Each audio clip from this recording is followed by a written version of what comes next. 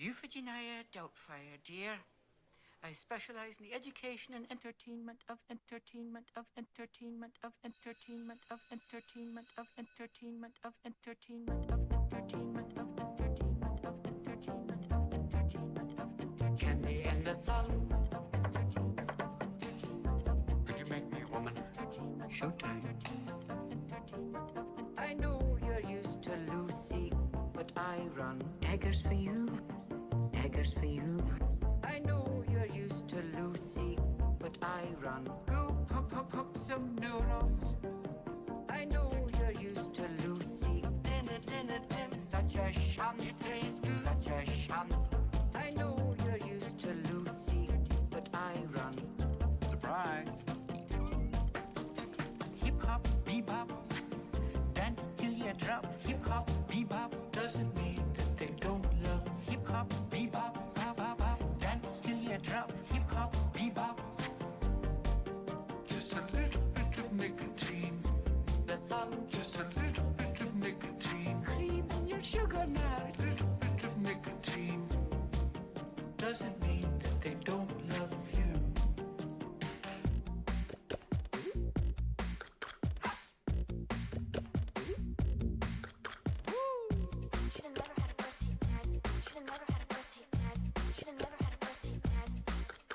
I know you're used to Lucy, but I run daggers for you. When I'm in charge, daggers for you. I know you're used to Lucy, but I run. Go pump pump pump some neurons. I know you're used to Lucy, but I run. Such a sham, such a sham. I know you're used to Lucy, but I run. Oh my goodness.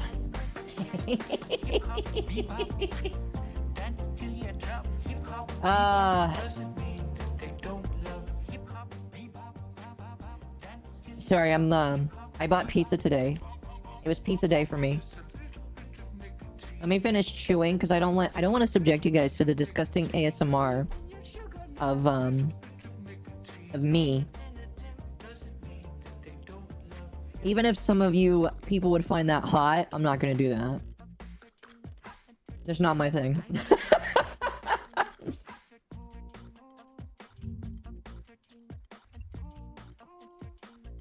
I also have some yapping to do tonight. Some light yapping. I have some light yaps for all of you. I've got some tabs. And so I am pulling them up for you. No, why are you going to that one? Do you know how hard it is to move Opera tabs, computer?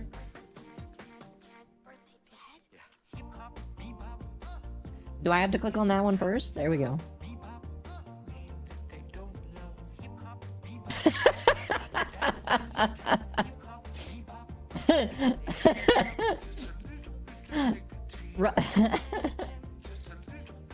Rasta, I am not moaning on stream for $2.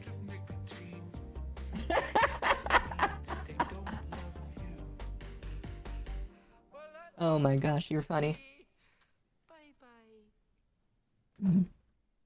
My thing's on. Yeah, it wasn't on screen because I'm eating and I don't want to like chew and have the model on at the same time. Here, I'm gonna put the little Yippee down lower because she's very like. The Yippee likes to pay attention to the chat. Like, her job is the chat. It's adorable. But she's really, she's very skittish. Excuse me. So, I gotta keep her down lower because she doesn't really like to be on camera. She's a little camera shy. She's like, hello. Her job. So I will pretend that the Yippee is the auto mod. If your message doesn't show up, it's because of her. You can blame her, not me. It's adorable, isn't it? It's very adorable. Yippies are very adorable. How are you, chat? Oh my gosh.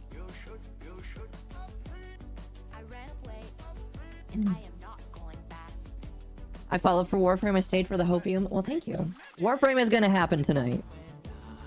We're gonna spend like a little bit of time in the beginning going through some things that I wanted to talk about. We're gonna be focusing mostly on Warframe tonight, chat.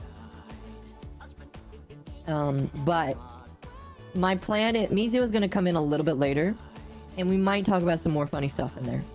Temp will be here as well.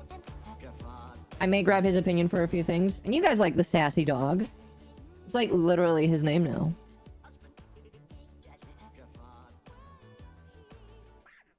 Excuse me. Thank you, Jojo, for the 5.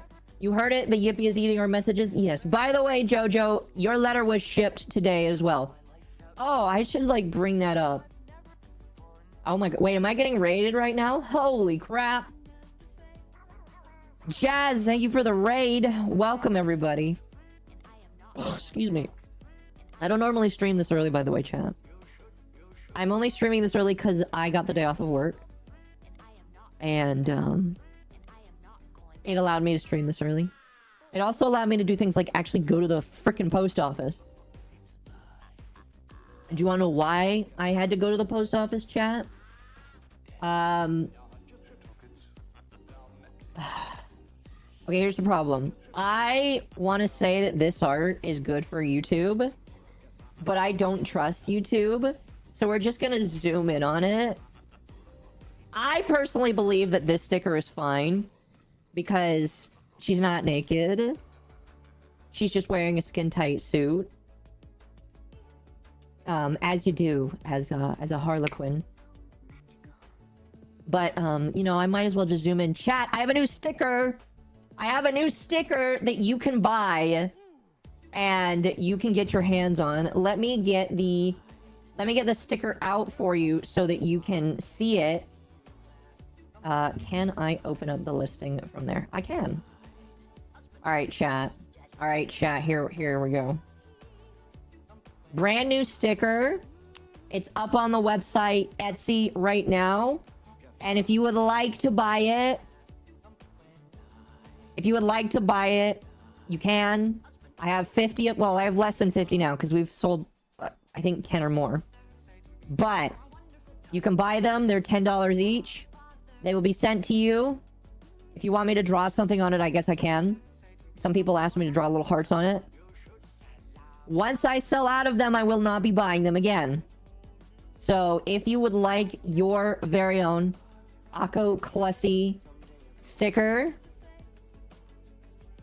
this is where you get one. Because I will not be printing this sticker again. I may, like, get some private ones for myself. Because I can go rebuy the sticker for myself. But I am not going to be selling the sticker ever again. Especially since... I showed this to my YouTube channel members first. At the very least, the ones in my server. But the new model is not going to be anything like this. I mean, it's kind of going to be a little bit like this. I've asked some major features like the hair, the mask, obviously, the clown eyes. They're all going to be the same. FOMO? Okay, I understand. But it's like with a lot of people's merch drops, they do like limited releases. And I'm doing a limited release of this.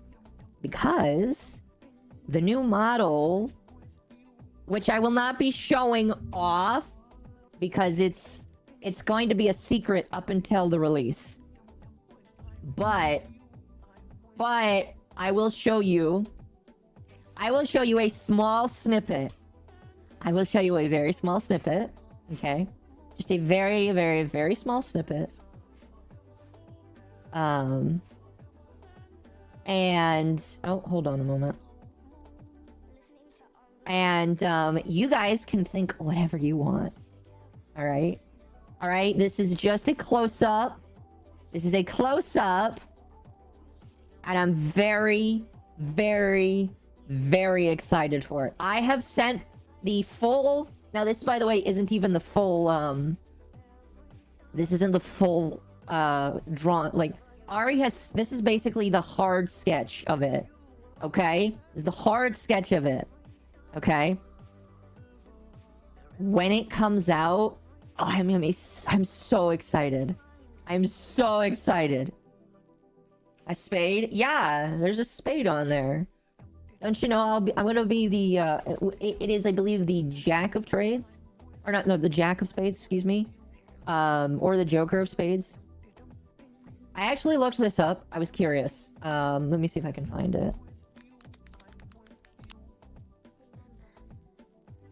There is actually like a meaning behind the Jack of Spades in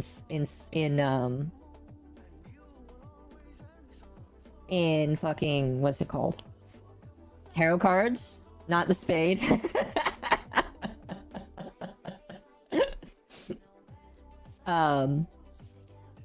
So the Jack of Spades means assertive, direct, cunning, and clever. And I thought that that worked out. So that's gonna be like part of the lore of the model, is that it's the Jack of Spades or Joker of Spades. I don't know how you want to view it, but like, yeah. You guys are like so scared.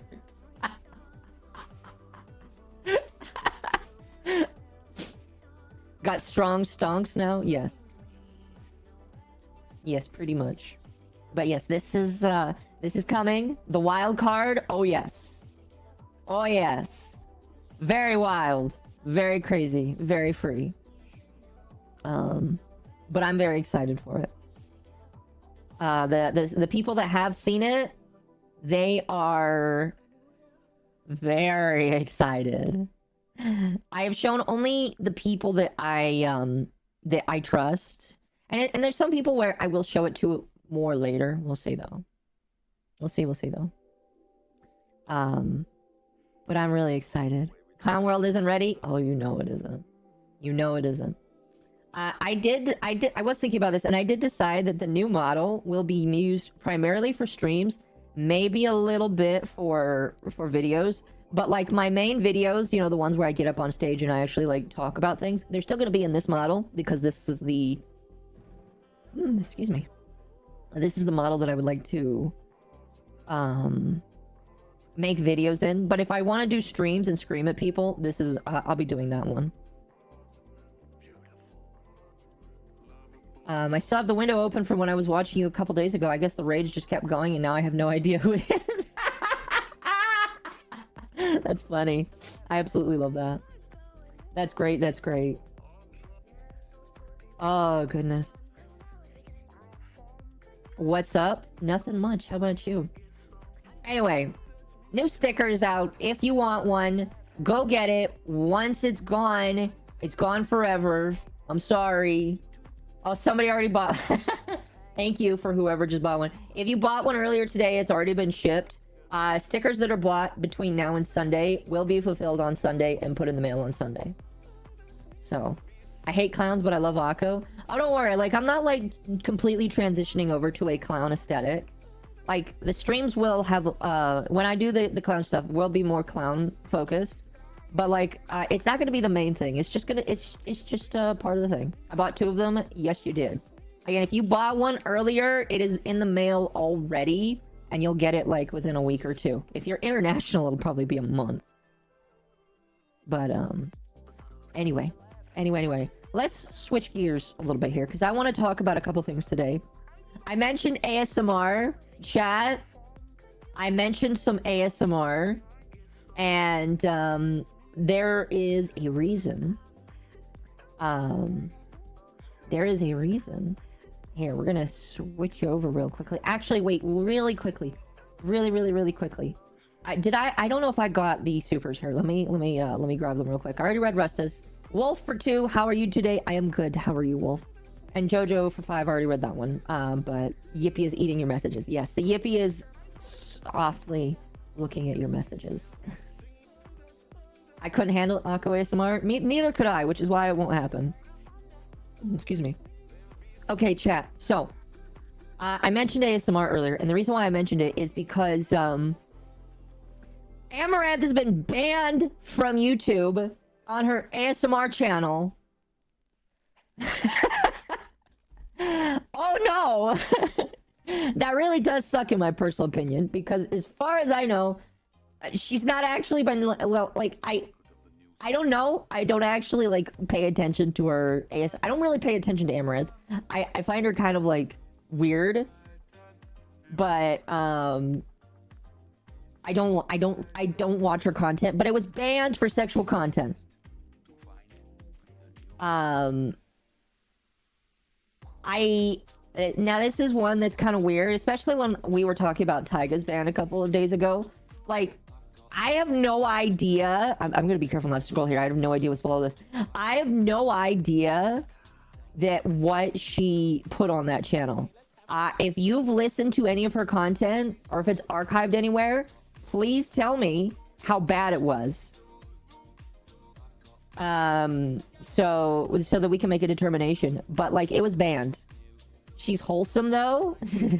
Okay, that's a lie. That's a lie. An ASMR channel got banned. I've noticed that a lot lately. It has happened a lot lately. There are a lot of ASMR channels that are facing issues. It makes me afraid for some that I actually like Straub. I think Straub does like alright ASMR. So like, I am afraid for her and really just her alone.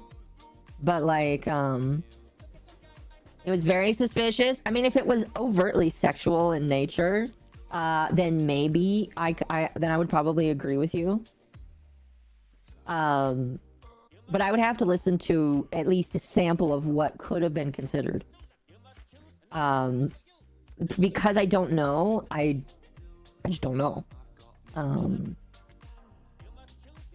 But that happened. ASMR. Oh man, do people actually do that where they like do ASMR of them like pooping their pants? That unironic. Okay. I don't shame people. Kara says that we should shame people. I don't shame people personally, because I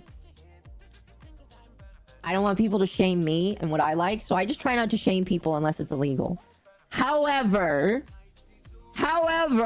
when it comes to anything scat related, okay? I don't care who you are, you're getting shamed, alright? Like, literally, bodily fluids, okay? Bodily fluids, the stuff that comes out of your behind or out of your nose, okay? Any of that stuff should, at least in my personal opinion, not be a turn on. That's my opinion, though.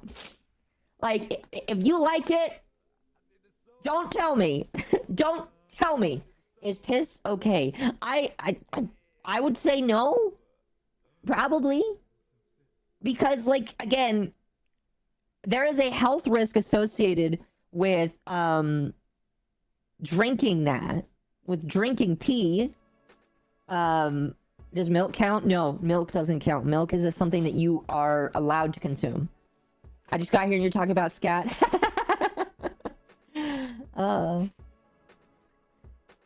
you know what I mean, right? Like, when it comes to fluids that is expelled from your body, milk doesn't really count. Milk doesn't count. But because it's not waste.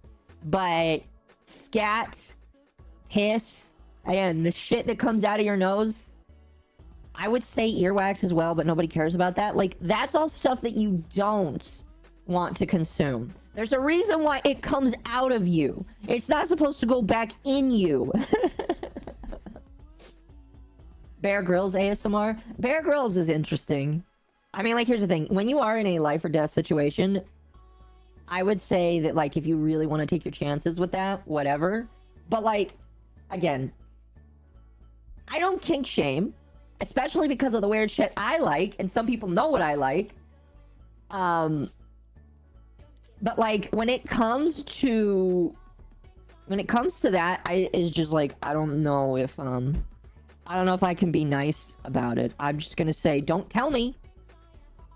Just don't tell me, and we'll probably be fine. You know. There's like a couple things where it's just like, just don't tell me, bro. And I feel like that's one. You know what I mean? So, there are people into earwax. Ugh. I remember when I was a kid. You know how dumb kids are, chat? I remember when I was a kid and I tried earwax once because I was dumb and stupid and a child. Again, I might add, when you're a child, it's okay to do stupid shit like that because you're a fucking child. Earwax is disgusting. Absolutely. Like, I can recall the taste because, like, if I think really hard on something, I can recall the taste. Like, I can think of... right now, I'm trying to think of cake, and man, I can imagine the taste of cake. I can also feel, like, the remembered pain that came from eating the frosting because of my teeth. But, like, earwax is just one of those things that's disgusting. Absolutely disgusting. I just don't get it. Anyway, I don't want to stick on, like, fetishes very long because, like... But, just my personal opinion... No, gross. Anyway, Amaranth's channel was removed from YouTube. Oh well. In my personal opinion, like, if it's not, like, illegal, it always feels kind of weird to see somebody's channel removed from YouTube. It's kind of mixed, I feel like, for some people, because, like, Amaranth is one of those people that, a lot of people don't like, and I think some of those reasons are pretty okay. But, you know, I don't know. Kids are neat, but damn, they're stupid. Exactly. When you're a kid, again, the kids do all the weird stuff. They eat their earwax, they eat their boogers, they dig shit out of their belly button and look at it. Like, kids are weird, you know? Looking at stuff with Dom, then be here. Alright, that's fine. Again, we're just talking about this stuff here.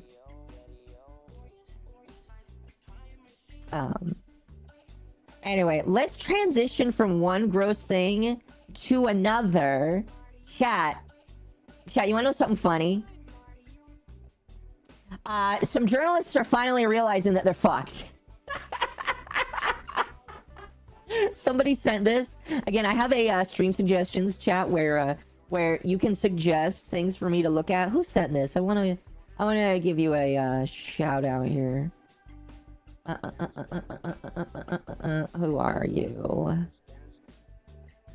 It wasn't that far up. I think it was sent today.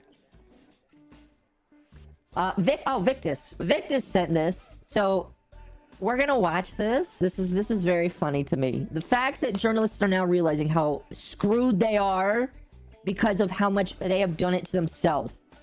By the way, please don't glow too much. If you want to glow in the chat, please use emotes. Alright? I don't want you to get removed from YouTube. Just saying. Alright? Please use glowy emotes. Eventually, I will have my own glow emote that you can use. And again, emotes are $1 a month on YouTube if you want to use them. Which button is the glow button? Right now, just use the ban emote on YouTube if you are a member. I live in the UK, I can say what I want. I don't think that's how that works. Anyway, let's go ahead and play this. In her testimony, former CBC reporter Marina Kloak admitted, "We betrayed the public. We broke their trust. I had witnessed the collapse of journalism. We were, in fact, pushing propaganda." It's really nice when they go ahead and admit that. So let's play this here. Betrayed the public. We broke their trust.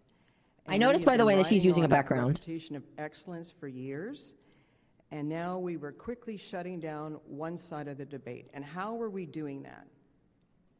We branded the doctors and the experts the CBC chose. I'm gonna turn this down just a little bit. I think she's talking, by the way, about the coof. So I gotta be careful because it doesn't matter what YouTube says. YouTube still gets mad when you talk about the coof.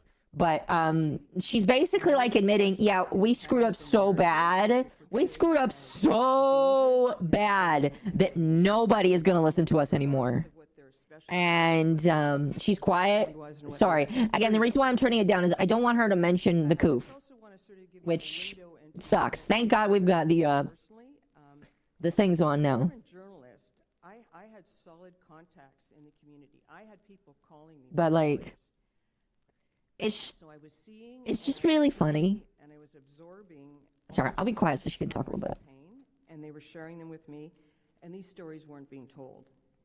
Some of those were from the vaccine injured, Oh gosh, I'm not gonna give my opinion on that, even though I do have an opinion. Job because of their vaccination. Uh, Those whose families had been blown apart and they'd been ostracized. University students who were depressed. I'll try and speak over when she said something medical versioned. Parents who were calling me that were agonizing on whether they should vaccinate Oh gosh, their child. don't talk about that. So all these stories were sitting inside of me. They were left with me, and I felt the crushing burden. Tried to warn them. We did try to warn them, chat. That's the thing that like bothers me the most is we've tried to tell these people for years, don't ruin your own credibility, because there's gonna come a day when nobody will listen to you ever again. And guess what? That day is today. That day is today. Do you all know who these people listen to more than you, ma'am? They listen to a screaming octopus on camera. I give better news than a lot of the journalists do. And I'm not even trying. All I do is pull up stories and laugh at them. And it affected my well-being because these people trusted me, and I felt I had failed them. You did fail them. Down. It was like I had failed these people as a journalist to give voice to their truth. So I had witnessed in a very short time the collapse of journalism, news gathering, investigative reporting, and the way I saw it is that we were in fact pushing propaganda. And to define propaganda, it's information, ideas, opinions, or images that give one part of an argument, which are broadcast, published, in order to influence a person's opinion. And mental health. We trust classy more than journos. Definition of propaganda as manipulative persuasion in the service of an agenda. Well, there we go, chat. There we go. But no, it's very accurate. I'm glad that she's being honest here. I'm glad that she's being honest. The fact that they know now that they will never recover from their position. And I don't care. Personally, I'm happy that we live in a society now where people are way more questioning of the things that they see. I am very deeply happy that people are thinking to themselves, that doesn't sound right. I'm going to question that. Or that doesn't feel right. I'm going to actually do the research instead of letting whoever the fuck is on the TV screen tell me what to think or tell me how to be. I am very, very happy about that. And I don't know. I just think it's great. You know?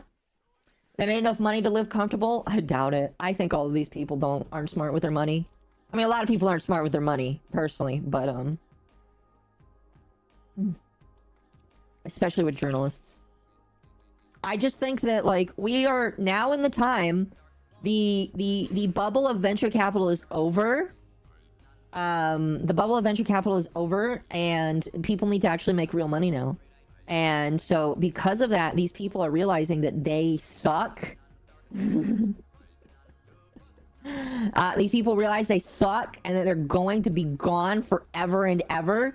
And you know what? I'm not going to be sorry for them. I'm not sorry for them. I think it's funny. I guess like when you lie to people for a long time, and there are multiple times where we've seen this with just YouTubers themselves. When you lie for a long time and you expect people to keep eating the same shit out of your hands, eventually people are going to be like, hey, wait a moment, I'm not going to do that anymore. I'm not going to do that anymore. And so I'm happy that people are choosing. Oh, excuse me. I'm happy that people are choosing to look things up themselves. It makes me immensely happy because that's what I was taught to do. I grew up from a very young age to always question the world and not trust what I saw. And I'm very happy that my mom did that. I'm very happy that my dad did that. I'm very, very, very happy that I learned to do that. And I hope that people do that more. You know, I hope that people just do that way more, where they realize that that they should be doing it. Hard-headed.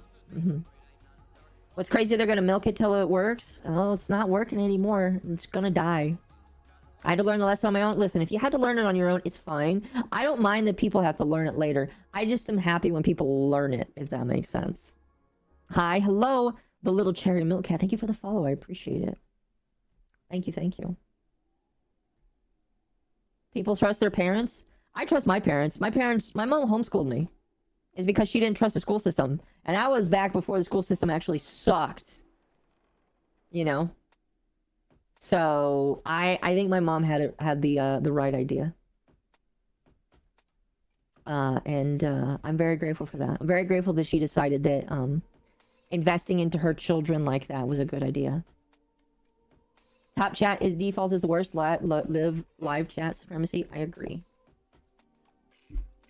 I agree.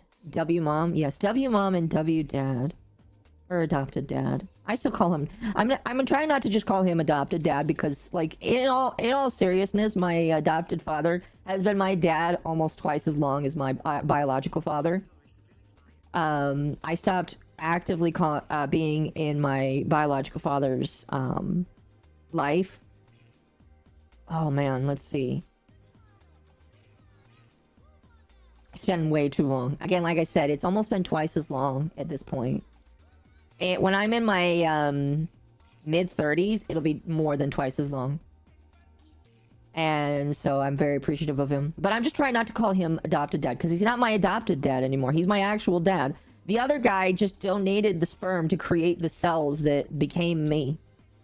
But other than that, you know, the other guy really is not done that much. I'm surprised DSP is still around for all the lies he's told. Okay, listen. I find DSP as just like an eternal lich. Alright? I am very surface level on the DSP lore, and maybe one day Mizu just needs to explain it to me. But, like, from what I understand, DSP's been here the longest. He started basically in the beginning, and he is still here today. And I'm gonna be honest with you, I personally believe that DSP would die, or his internet career would die, if people stopped giving him attention. But because people are so invested with attention, he's just going to live forever. But if people just stopped caring, then he would die. His internet career would die. Excuse me. But I personally just don't believe that's going to happen, because so many people, like the people that surround him, not all of them, but some of them are so whacked. They are almost like lolcows themselves, and they just keep them alive. And so, I don't know. The DSP like arc right now that's really funny is the Kino Casino literally had him on stream. People got very upset with that. I found it funny. And now they're trying to get him to play video games with Null from Kiwi Farms, one of his biggest detractors in the world, because Null owns a forum that documents all of DSP. And I believe that they wanted him to talk to Medicare, which is insane. Speaking of which, I made a joke. Well, I made a joke, but I was very serious here. Oh my goodness, look at that. Let's see if I can ban it before my mods do. Never mind. Temp was faster.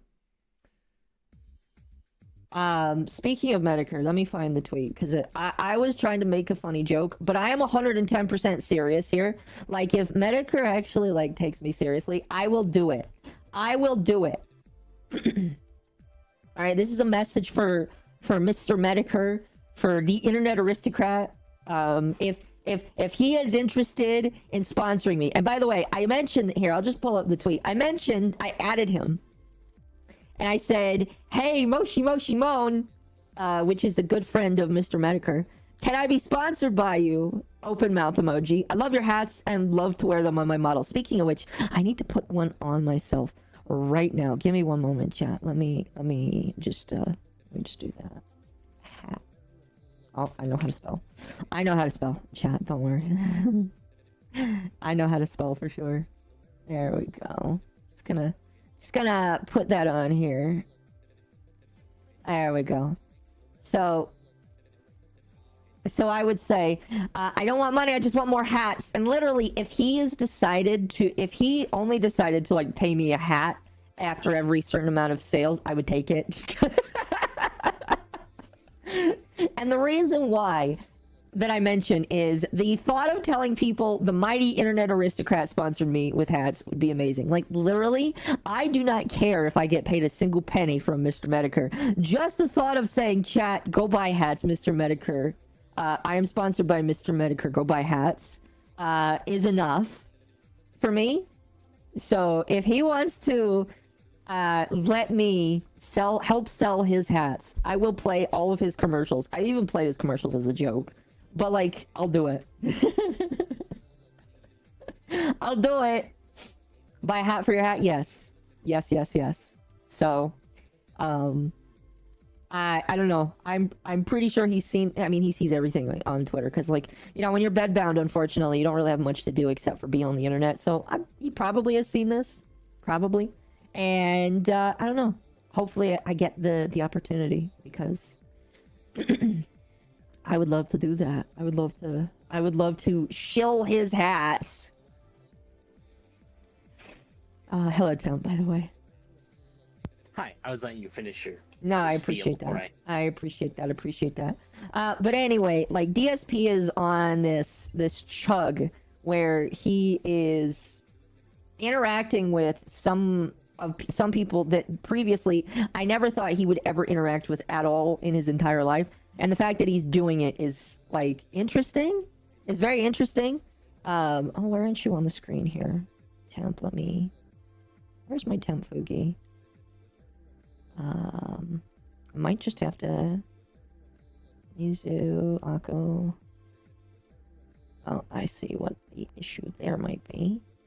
Where is the temp, Fugi? Where is my sassy dog? My sassy dog is not on screen right now. I'm upset. There we go.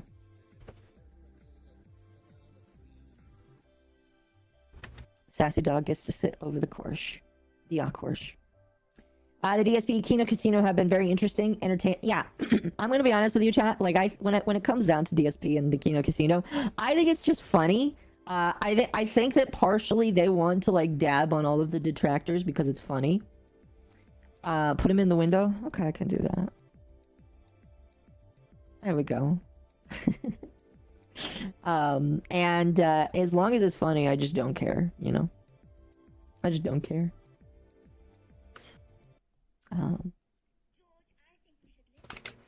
That's what's going on with DSP. Again, if he actually chooses to play video games with Null from Kiwi Farms, that is honestly gonna be the craziest part in my personal opinion. Oh, I need to put you behind me.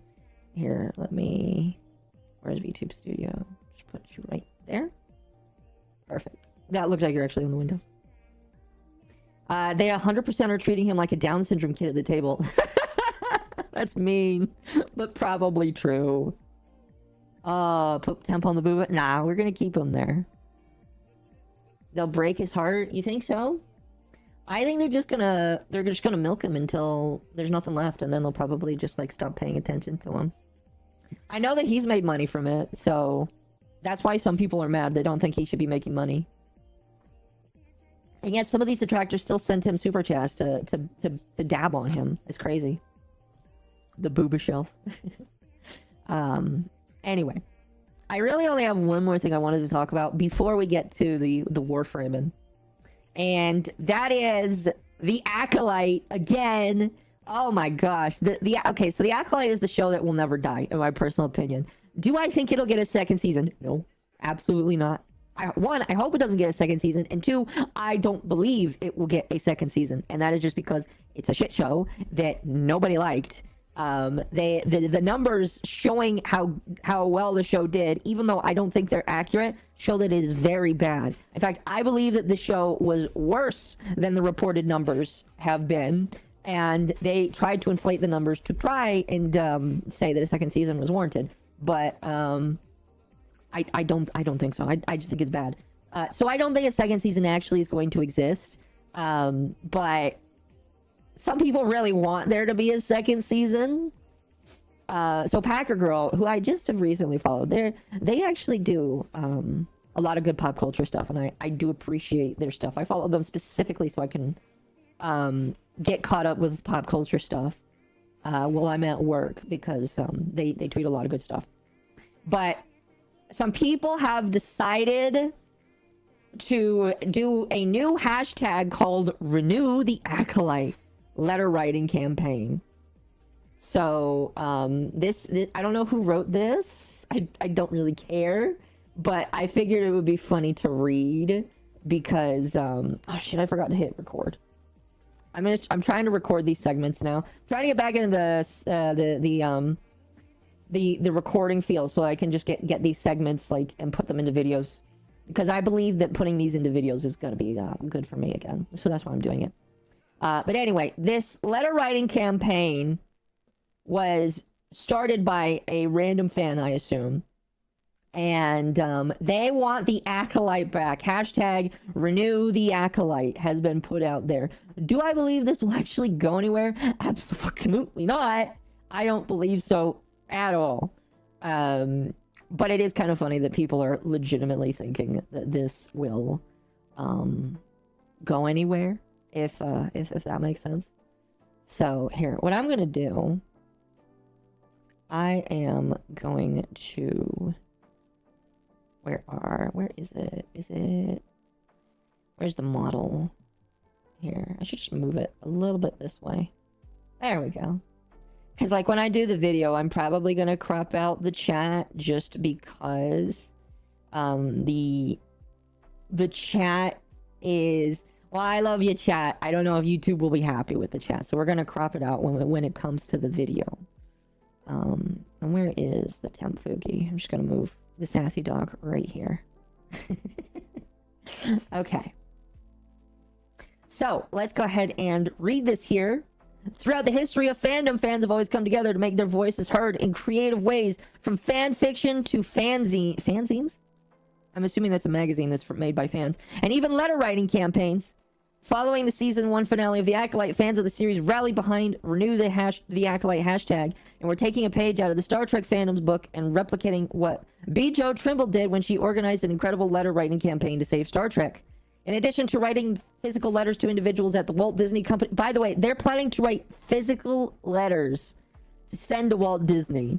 And I 110% believe they are going to take those seriously and not throw them in the trash. Okay? Just saying. They're 100% going to open those letters and read all of them and then not throw them away. We are orchestrating a digital letter writing campaign, which will see your quote-unquote letters hosted on our campaign website and eventually printed out and sent to those who hold the decision-making power for the future of the series. We encourage you to share your thoughts on why The Acolyte deserves a second season and what the series has meant to you.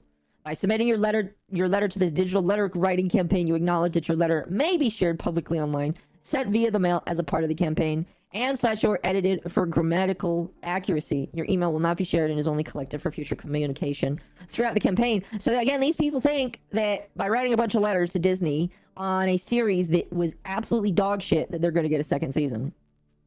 Packer Girl would add, there was a thread of fan letters here. A lot of fan letters here. Holy cow. And I want to read some of them. They're really good. I looked at a few of them. Some of them are funny. Okay? And I think you guys are going to like them. It's good, though. Okay. So this is a thread. Again, Pack Girl, go follow them on Twitter if you want to, like, catch up with pop culture stuff here. They're really good. So let's go ahead and read some of these. These are really funny. Think of the trees. I know, right? Think of the trees. So this is from a fan. Quote, for a long time, I've been a huge fan of the Star Wars series, but I felt jaded by how the series treated people of color, especially in the sequel trilogy with the sidelining of Finn. That was Disney's fault. People loved Finn. I think multiple people have said before, Finn is a character that a lot more people could rally behind because he actually, like, felt original. He felt like a cut against the grain of what people expected, and I think a lot of people really liked that. I don't know how everybody feels, but I know for the most part, a lot of people in my sphere really liked Finn and wanted to see more done with him, and they felt like he was snubbed.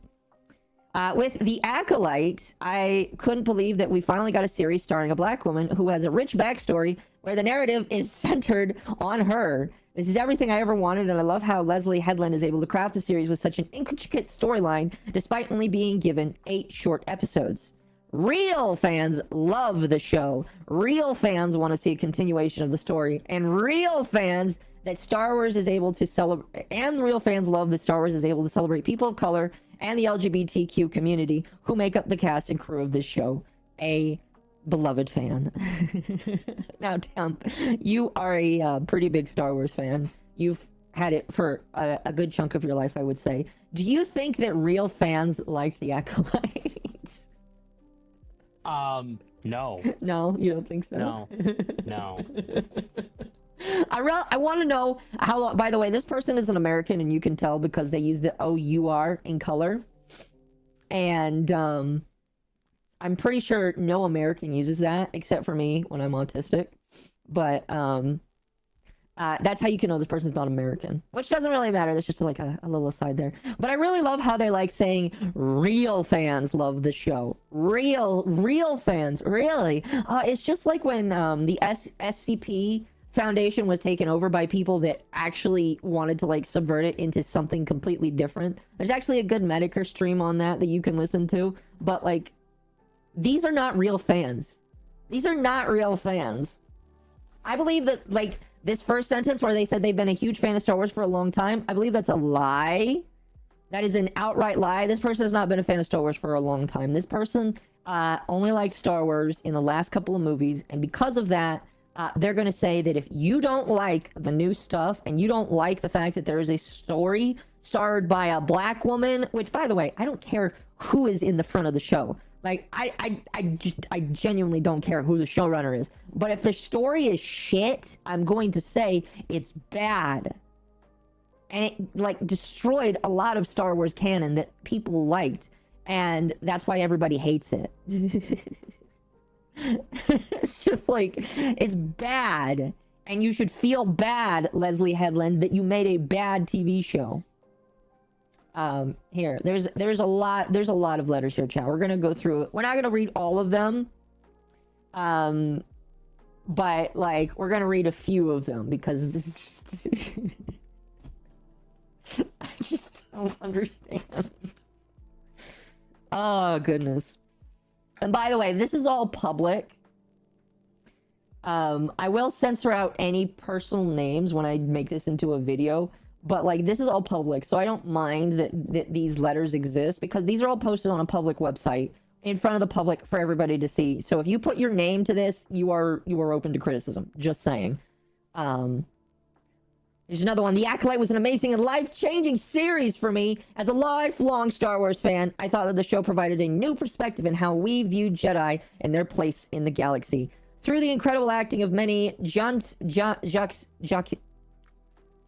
and Amandla Stenberg, along with the rest of the cast, I was able to understand the Sith and those against the Jedi in a way I never have before. I think a second season of the show is absolutely crucial to showcasing the history of the galaxy and introducing fans to concepts, characters, and events that have never before been seen on screen. The hate campaign that has been pushed against this show is very clearly led by bigotry and not genuine criticism. Most of the negative reviews cite woke ideology and forced diversity as reasons for why no one should watch the show. It's a shame that even before episodes were released, they were given 1-star ratings due to complete unwillingness to see new perspectives of the show of Star Wars. Now, as a quick aside, and I do believe Rima is very accurate when she says this, but I try not to call everything woke, even though, like, it is a very easy thing to just say, oh, this is woke, this is bad, this is horrible. But, like, I feel like we have to be very careful not to just say that, because it is kind of, like, slowly losing its... well, it's not even slowly. It is losing its power and how you can try to identify things. Like, I do believe that there was a lot of forced diversity with this show. And I do believe that there was a lot of aspects of this show that are just bad that would probably fit in with woke ideology. But I feel like we have to not just use that as a whole, like, wraparound. Because if you do, it kind of gets rid of the purpose of trying to point out the issues and flaws with this. Again, they continue on saying, however, I would like it to be known that there are still many people who would love to see a second season. The diversity that the Acolyte showcases is not, it never feels forced. It doesn't feel forced. Instead, it allows for a whole new demographic of fans who've never saw themselves in a franchise to be introduced in this world, which I disagree with. Like, here's the thing. I have seen the cast for The Acolyte, and I again don't think this is a real Star Wars fan, because if they were a real Star Wars fan, they would know that there have been Black, Hispanic, and people and creatures of all shapes and sizes and all creeds and races in Star Wars from the very beginning of the series. I don't understand why people are just now deciding. It's like when people say that I'm trying to think of, like, it's when they say that, oh, this insert female character in female movie or video game is the best and first time that we've had diversity. It's like they want to forget Tomb Raider, they want to forget Samus, or they want to forget Wonder Woman, and they want to forget all of these big things. But when the one thing comes along that like is brand new, they're like, oh my gosh, this is absolutely amazing. This is the first time we've had X representation. And it's just like, no, it's not. You just have such a tunnel vision view of the world that you aren't seeing the real diversity that has always been there. It just isn't in the way that you want it to be. So, I don't know. I don't know. I do not think one very loud, organized, and bigoted hate campaign led by a few YouTubers, shout out chat to the YouTubers here, should be able to decide the fate of a show that is loved by so many, and I strongly hope that Disney and Lucasfilm can see this love and renew The Acolyte for a second season. And can I just say real quick, I'm sorry for butting in. No, you're good. You're good. When she says YouTubers chiming in, might I remind them that the biggest Star Wars YouTube channel on the platform, bigger than the official one, slammed this show, despised it, and called Disney out repeatedly for their shit. Which one was that? Star Wars Theory. Okay. No, yeah, it's just like these people, the people that are trying to say this, like, it's very obvious that they themselves have, like, again, I do believe that some people have agendas, especially the ones that hate The Acolyte. But this person also very clearly has an agenda. They're trying to sideline the fact that it just wasn't a good show. Like, again, if you look at the statistics for The Acolyte, which, you know, maybe I can look them up here really quickly. The statistics for The Acolyte show that it was shit. It was bad. Watch time for The Acolyte.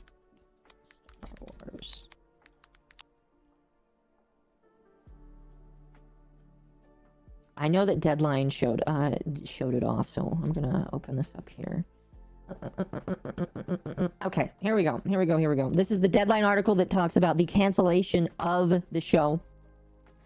Let's see, it only did 70% on Rotten Tomatoes, driven by interest into the venerable space franchise. The Acolyte got off to a strong start when it launched June 4th, with 2 episodes generating 4.8 million views in its first day on the stream, to the rank as the biggest season premiere on Disney+. So it did start decently well, and it rose to 11 million views after 5 days of streaming. Now, if you want me to be completely honest with you, chat, a lot of that was probably hate watching, which is why we tell people, do not hate watch a series. If you do not want it to be renewed for a second season, hate watching it is the worst thing you can do, because if you hate watch, you're giving them the statistics to make them think that they can continue to make it because people will watch it. So don't hate watch things. That's why I didn't even watch it. I didn't watch it at all. You want to know what I did? I read reviews, I watched snippets on YouTube, and I asked people for their opinions. I refuse to give hate watch time to anything I don't like. At all, period. So, like, if you don't want a series to continue, don't even hate watch it. Just let it sit and die. And if you want diversity in your Star Wars, you can look at 2 diversity actors right now. Abed Best, the actor who played Jar Jar, Samuel L. Jackson, Mace Windu, Tamara Morrison, Jango Fett, and Boba Fett, and all the clones. None of them are white.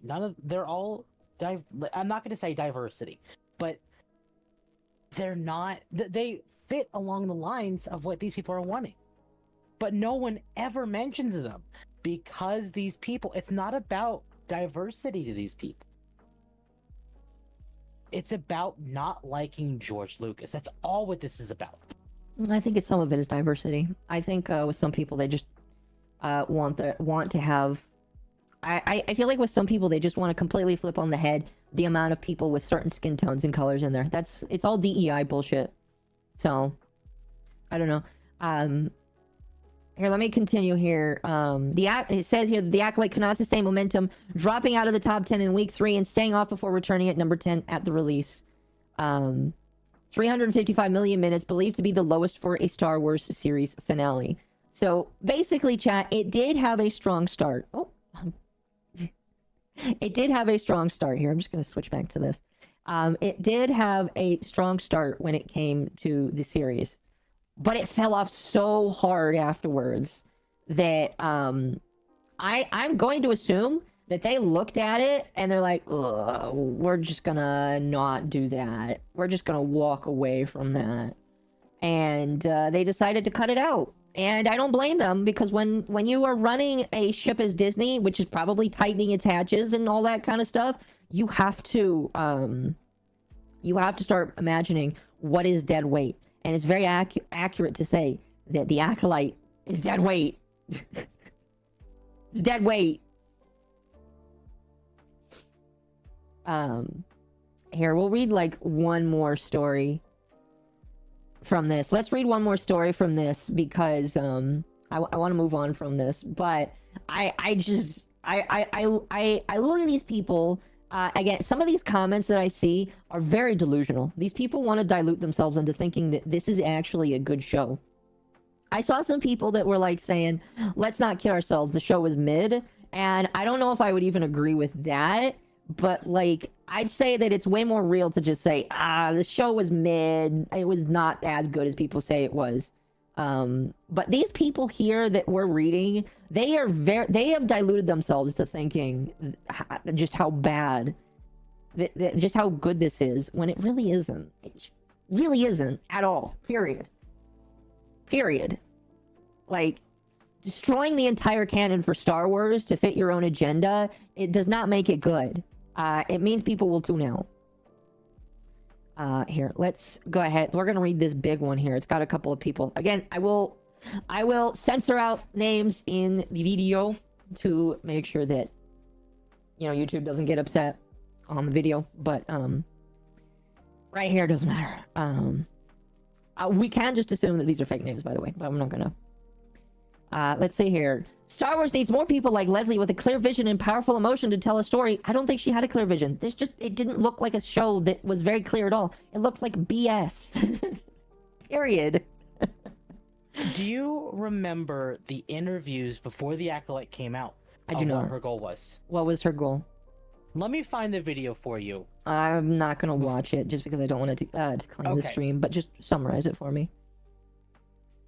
She flat out wanted to remove the history that Lucas created because she claimed his history was too white. Okay. I can believe that. I can believe that. I'll tell you what. This entire show was diversity. Mm-hmm. That was her goal. How about you link me the article and I will put it in the chat, and I will also make sure it gets into the video later on. But like, I don't like that. Period. I think that's really bad that people are the fact that she's open and out there saying that.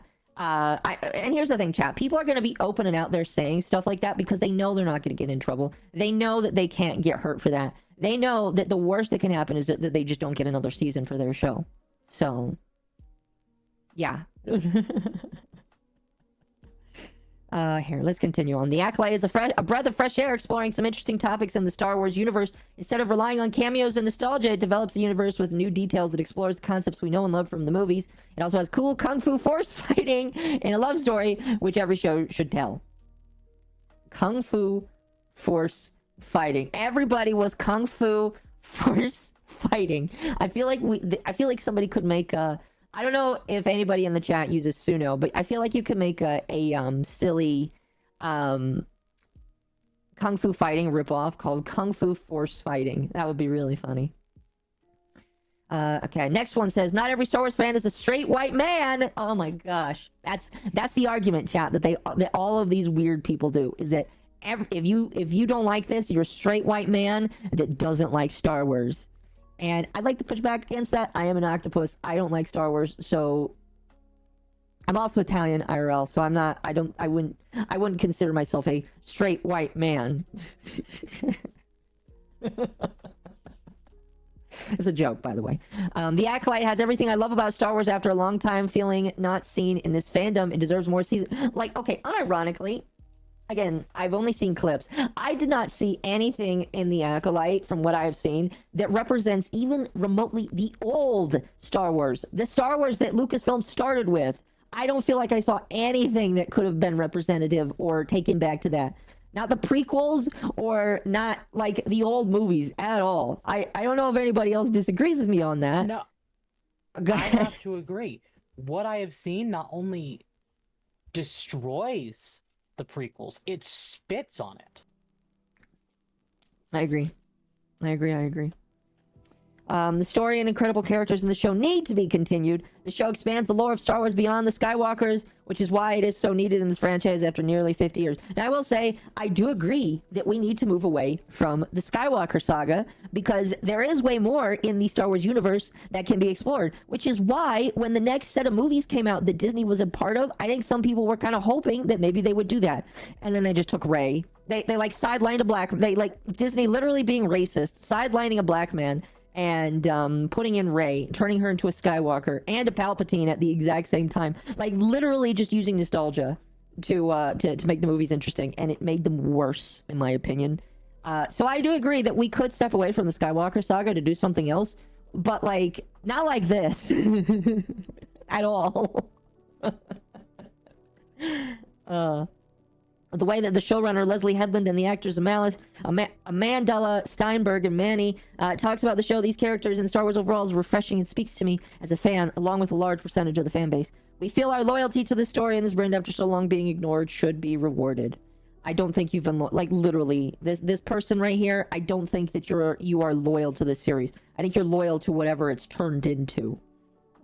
Just being honest. And the last little line here from one other story. We want more romance! There's so little romance that it brought to the forefront in Star Wars, and the story set up in the first season of The Acolyte are ripe for more story. Okay.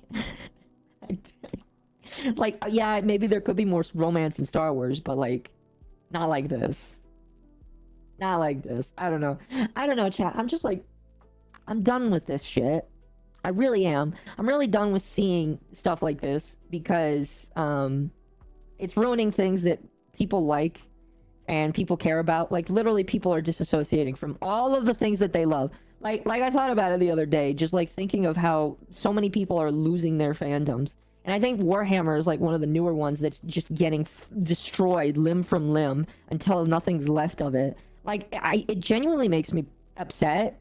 But by the same token, it just makes me want to make my own things, because my own things people can't take away from me. My own VTubing career, nobody can take away from me. I am the one that decides it. So, I don't know. I am glad that it's not getting renewed for a second season, personally. I hope that maybe this is a turning point. I doubt it. But, I don't know. Amazon canceled that show. The 40K show? Well, if they canceled it because Cavill won't budge, I'm happy with that. I'm happy that he decided to not budge on that, because I'll be honest with you, if I was the showrunner and they wouldn't let me make the choices even though they told me I could, I would leave too. Fuck them. I don't care. You're not gonna let me make the show that you told me I could make? Alright, I'm just not gonna make it then. Oh well. You know? Anyway, that's pretty much it with Star Wars there. I wanted to...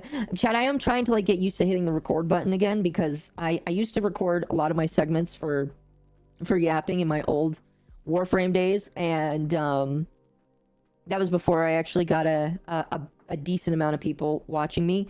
So now I'm going to try and do it again and see how it works out. Hopefully it does well, because if I can... if more people watch my videos... my stream segments that are cut down, because not everybody is able to see all of my streams. And And if I can allow people to see my stream segments, and then they can learn who I am as a person, and maybe they'll enjoy my content more. Who knows? Paco also told me to try it, and I told him he would. I told him I would. Thank you for that video, Temp. I will go ahead and pause that. Oh, that is by Star Wars Theory. Thank you. Here, if you guys are interested, where Leslie Headland said that she's basically destroying Lucasfilm, there's the video that you can watch. So that's it, really, for the yap. If you were here for the yapping, I understand, but that's it for the most part. There's probably going to be more stuff to yap about. I'm going to yap about Sargon when Mizu gets here, because I think that would be funny. But that's it for most of the yapping, if you were here for just that. Now we're going to get to Warframe, because Warframe has had a minor update with a minor quest that everybody's apparently pissed off at. I knew what was coming, personally, but everybody's pissed off at the new update, and I'm okay with the fact that it's going to be a bit of a small one. And, excuse me, I'm ready for it. You know.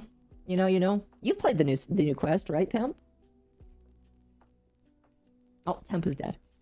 Here's what I'm going to... Here, really quickly, chat. I am going to... Where is the... What are you? Oh, okay, you're that hat. I'm going to remove that. I don't need you in there anymore. Where is the goal thing? Because I want to move the goal thing above everything else, so people are just kind of in the background of it. I also kind of wanted to make it a little bit smaller. No, it's not there. Not there. Or there.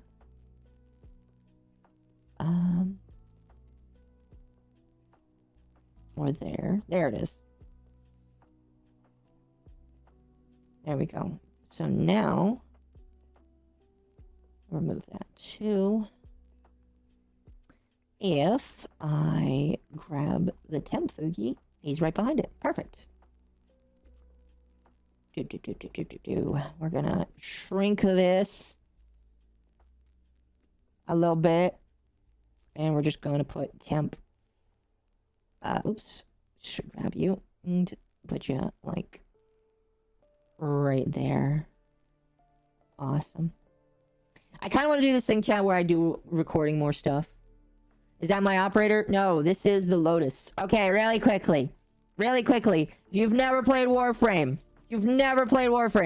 get out of here. Not really, though. You can stay if you want to. But if you care about spoilers, get out of here. We don't want you here right now, because I don't want to spoil you. You probably should have said that earlier.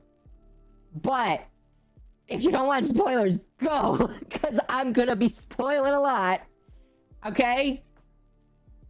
Just saying, if you want to remain spoiler free, you probably should. Like, I'm not going to keep you from being here. Just, like, I'm not going to keep you from being here. But, like, Warframe community, we really don't like spoiling people. So if you don't want to be spoiled, go. This is your warning. Alright? I played 1 hour of Warframe. Well, if you care about the story, you don't want to be here. Just saying. Alright? Warframe has lore and isn't a giant PC gacha game. Warframe's lore is massively expansive. In my personal opinion, Warframe's lore is better than Destiny's. And people can fight me about that, but I believe that Warframe has a very expansive, very good, detailed lore that has gone on for over 10 years. And I think that people should spend the time to seek it out. Especially if you want to seek it out. I do have a good friend, by the way, that you can watch. His name is The Desiege. He makes Warframe lore videos. Really, really good. But again, I am just going to say one more time. I'm going to say this. And if you don't want to see the spoiler, you want to see spoilers, go. All right? That's it. If you remain here afterwards, you accept possibly seeing spoilers for the game. I cannot help you past that. All right? Okay. Cool. Now, with that out of the way, this is actually the Lotus. If you don't know how you get to this point where you can see her face, play the story and stop watching. Is good just messy? Yes. Yes. The lore has been written on the fly and has massive gaps. I don't believe it necessarily was written on the fly. I believe that parts of it Unless you're talking about Destiny lore, but in regards to Warframe lore, I don't believe it was written on the fly. I believe that they've had rough ideas of what they wanted to do, and it's just kind of gotten to this point where they've filled in the gaps with other stuff as they've kind of gone along.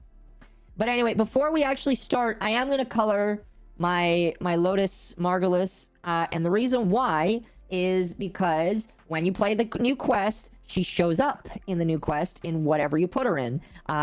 People have told me that, so people have told me to make her look the way I want her to look. So that is what I am going to do right now. Are we still Void Children? Yes. Is Warframe still full PvE? Yes. Warframe still is PvE. They have PvP, but let me tell you, nobody likes PvP in this game. Alright, just saying. Nobody likes PvP. Go ahead. I'm not gonna... Never mind. Okay. By the way, really quickly, before I move on to anything else, I know that some people sent some supers earlier, and I didn't get to them. I apologize if I didn't get to them. When I'm recording videos as well, I'm probably not gonna answer any super chats or most messages unless, like, I feel like I want to. Don't take it personally. I am sorry. It's just what I'm gonna do, the format I'm trying to do for when I want to make video content in addition to streaming. Okay. Plus the chat is, again, it's not gonna be shown anyway. Dax, thank you for the raid. You raiding here, I appreciate it. Ted, please shut them out. Okay. Wolf for 5. It's a Gundam as a 2-hour video on DSP. If you have the time, it would be enough to understand him. The most hilarious is his addiction to WWE games. I do know that he is addicted to WWE, and there is some contesting about whether or not he has spent tens of thousands of dollars on his WWE gacha addiction. Whether or not that's actually real is up for debate. But a lot of people seem to believe that he does. Either way, it's kind of funny. But yeah. And then Wolfsbane again for 2. Finn was shafted and turned into just Ray. Yeah, no, I'm very upset with how Finn got shafted. Like, literally, you want to talk about real racism? The fact that they kowtowed to China and removed Ray from the movie, basically, is absolutely... No, Finn. Not Ray. Yeah, right, Finn. The fact that they removed Finn from the movie, basically, to allow China to be okay with it is very sad. Very, very, very depressing. So, hello. Welcome. Again, really quickly, thank you, Dex, for the raid. I deeply appreciate it. Also, Ocha, thank you for the gift sub. I appreciate that as well. You guys are absolutely fantastic. Speaking of I forgot to talk about this. Oh my gosh, I'm so stupid. Chat, if you like to give subs on Twitch, if you like to buy subs or gift subs, don't do it on the app moving forward, because Twitch is now charging you more money depending on where you live in the world to gift subs on Twitch. I saw somebody like gave a somebody like made up a tweet. I believe it was the Zach guy. Yeah, Zach Busse, excuse me. Zach Busse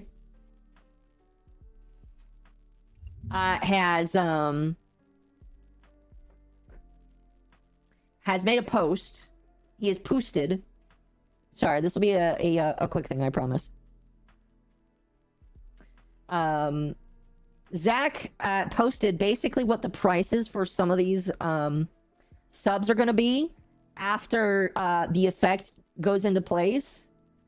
I believe that these are estimates, but it could be what they just are now. If you guys don't know, Twitch has basically come out and said that they are going to up the price on mobile app. I don't know why. I'm going to assume it's because they want to try and match the fact that mobile apps coming from app stores typically charge more for things. I know that, like, when it came to Epic's lawsuit against Apple, they were trying to, like, beat how horrible Apple was with some of their rates. So that might be why. I have no idea. I'm not saying that's right, because I don't think it is right. I don't think it's right that they're doing that. However, this is what they're deciding to do. And I don't think this is, again, just another nail in the coffin when it comes to Twitch and how much I tell people they need to move away. By the way, if you stream just on Twitch, you're kneecapping yourself. I'm telling you right now, you're kneecapping yourself, and you need to move over to multi-streaming. Right now, it is actually free, by the way, that you stream on Restream.io. You can do 2 places for free, whether that's 2 Twitch channels, a YouTube and a Twitch channel, Kick or Twitch if you want. But for 2 channels, you can do it for free. And I think you should start multi-streaming to as many places as you can. Wait, sorry. Oh, I need to show you this. Oh dear. Oh yeah, I saw that. I saw that. As a First Descendant thing. But anyway, let's read this tweet here and chat. Oh, it's... I really don't like, again, this is just another nail in the coffin for Twitch, in my personal opinion. He basically, Zach says, tag me with the new much higher mobile Twitch sub prices are in your country. And this is what he has so far. In Canada, this is a tier 1 sub, by the way. The tier 1 sub. Okay? Not tier 2, tier 1. In Canada, it'll be $10.49 Canadian. In the US, it'll be $7.99. So $3 extra. I know it's already gone up to $6, but it'll be $2 more on mobile in the US. And New Zealand, I think that's NZ. New Zealand, it'll be $11.49 again for a tier 1 sub. Germany, Netherlands, Finland, most of Europe, be 6.49 euros. And then in the UK, it'll be 6.49, whatever the UK currency is. I'll be honest with you, I can't remember. I'm a filthy American. So that's what the prices are going to be on the mobile app. And pounds, there we go. It'll be a British pound. So that's insane. Absolutely insane. $T, there we go. British pounds, yes. Again, I think the reason why they're doing this is because they need to make more money and the App Store is taking more than they want, so they're just going to up the prices on the mobile app. So if you want to have a cheaper experience subbing to your favorite creator chat, do it on the computer. If you don't have a computer, just go to a library and do it there. It'll still be cheaper, in my personal opinion. Oh, but man, I don't know how I'm supposed to feel about this. All I feel is, again, start multi-streaming. Do it quickly. Consumer gets screwed? Yes. Yeah. 30% markup because of App Store? Yeah. Yeah. Ugh. Don't like it at all. All it's gonna do, here's what's gonna happen. This is gonna hurt the streamers because people are gonna be subbing less because they either don't have access to a computer or they're just gonna forget and they're gonna unsub on their phones. And then streamers are gonna hurt because of that. It's also gonna hurt the consumer because the consumer doesn't want to see ads, and when they see ads on Twitch, they're less likely to watch a streamer. But because they don't want to sub on their phone, they're probably just gonna stop watching. So I expect people to lose money, streamers to lose money, and I also expect that people are gonna be using Twitch less. Again, I'm not saying that this is, like, I'm not gonna, like, morality-wise, this is wrong. But, like, business-wise, I know why they're doing it. It's just, in my personal opinion, not gonna help them in the long run. I don't know. I just think it's a bad idea. Bad idea. Anyway, back to Warframe. I think I've colored my Lotus the way I want her to be. So we're gonna do that. I've been told that this is a short quest. This is like the prologue quest before the new war. If you've not, again, if you have completed most of the game, let me scroll down here. Where is it? This is basically going to be the Prelude to War quest. Well, I assume it's one of them. But basically, the Prelude to War was a series of quests you did before the new war started. It basically gave some filler information about the story that jumped from the sacrifice to the new war. Because in the sacrifice, you got a lot of information that you learned about the Lotus and about her brother and about a whole bunch of other stuff. And in the Prelude, you got some more information that then led to the new war. Okay?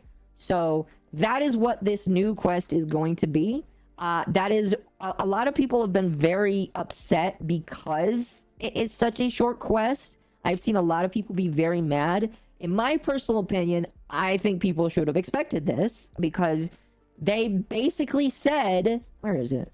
Hold on here. They basically said when this quest was announced that we were going to get something short and sweet. It's exactly what they should have expected. Yes, that's exactly what you should have expected. So, I expected this quest to be less than 5 minutes to 10 minutes long. So, I am going into this with the understanding that it's not going to be very long. So, let's go ahead and hit begin. As someone who has done this quest, it took me 10 minutes max. 10 minutes max? I would say on a... I think, honestly, probably 6 to 7 minutes. Okay, chat, we can start now. Start the timer right now. We're going on a speed run. It's not sweet or anything? I imagine so. No. This entire quest is just here to tell us how we get from point A to point B. Okay, you be quiet, because we're going through this now. Oh, it's got the Lotus music. It sounds like a bit of a remix. Oh, I don't think I'm supposed to go down there. Spoilers for Warframe? Yes. Again, if you do not want to see spoilers for this game, leave. I'm not gonna keep you. I'm not gonna force you out, obviously. But if you don't want to be spoiled, just go.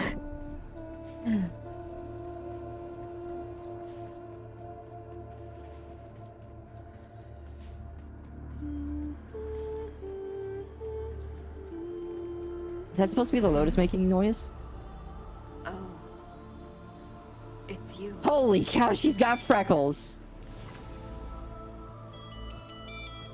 Oh, there's both of us here. That's cool.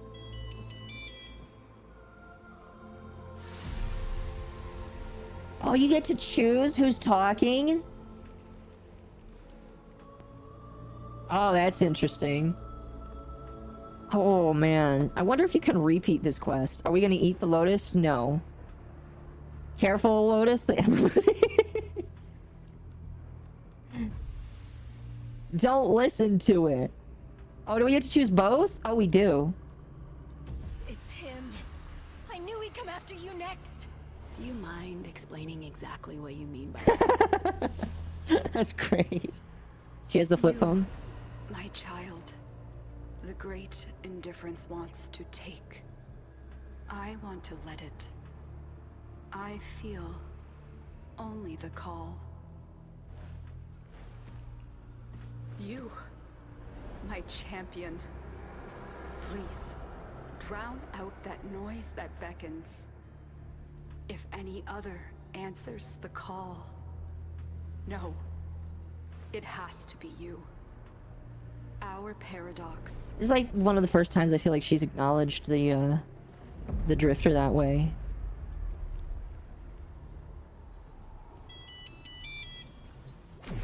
So we get to answer the call. Oh shit! There we go.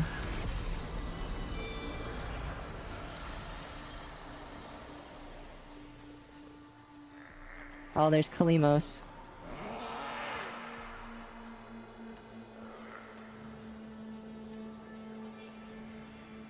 I really do like what they did with having her model in game like that.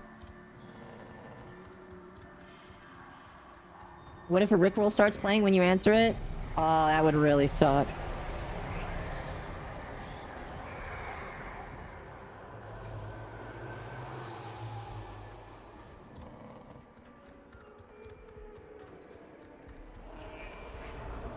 For anyone who missed... Oh, that's right. You can't go to this relay anymore, which is really sad because I like this area. I hope they give you the... Like, you can get this as an area for picture taking later. Because I love this area. It's so beautiful.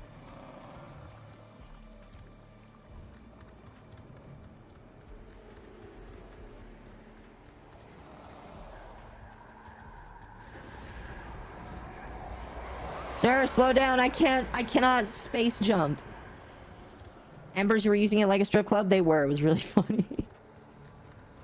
And this will 100% be the hub when 1999 comes out. Like, oh, it definitely will be.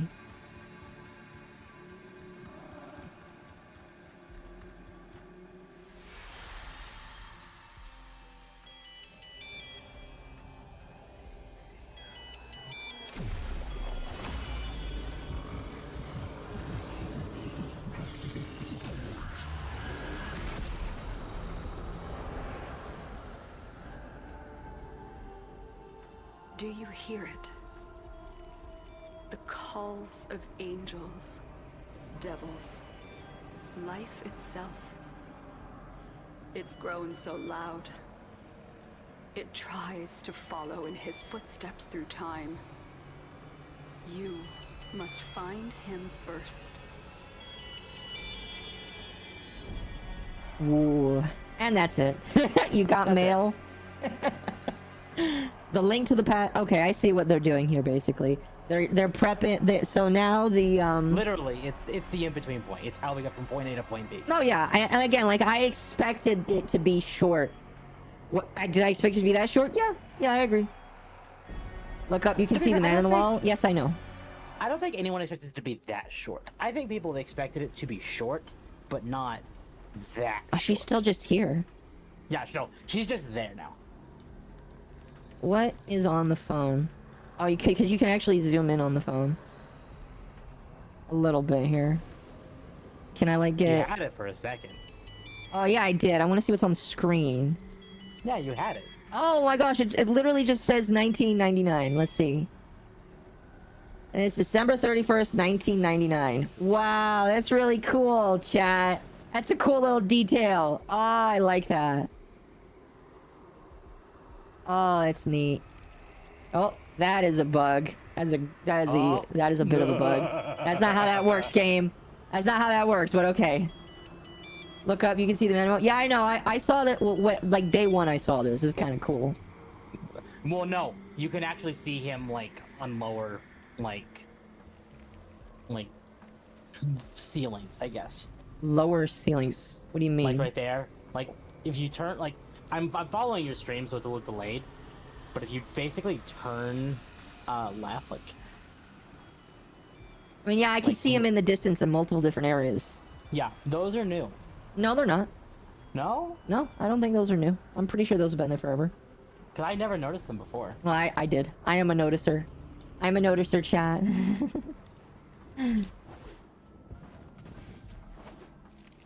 Is that it? Oh yeah, so now is she just standing in the necrolis forever now? Yeah, no, she's just there now. Cool.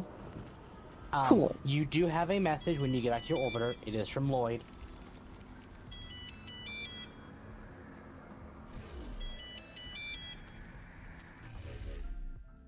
I didn't expect him to be an actual man in the wall. Well, yeah. Yeah. Hey, daily tribute. I've been really behind on logging into the game, chat. I should be close to 600, but I'm very bad. Alright. Communication. Inbox. Tenno. None of us could hear the device that was calling from the abyss of history. The daughter of Hunhao heard it, and almost succumbed to its call. She raised her voice in song to drown it out, and that we did hear. I should have known she was waiting for you. Well, of course. We have to save her butt now forever. You answered a call, and, in a way, found an answer. For me. The time is almost right to finish the Kalimos sequence. I will soon be able to send you to the city-state of Holvania. Ooh, they actually mention it now. 1999, a most perilous time. Without your equipment, you would surely perish. Luckily, the vessels have a connection to Albrecht's volunteers that I believe I can exploit. You will not arrive unarmed, nor unarmored. We won't be late. Won't be late, chat. Never be late. Ordis is sorry. Happy to report that. And then we get Arthur's kind page. It's a pager. It's his phone. You could just put it in your orbiter. It's a decoration. It's a decoration? Yeah, I figured. I don't know if I have room for it. So, read the description on it.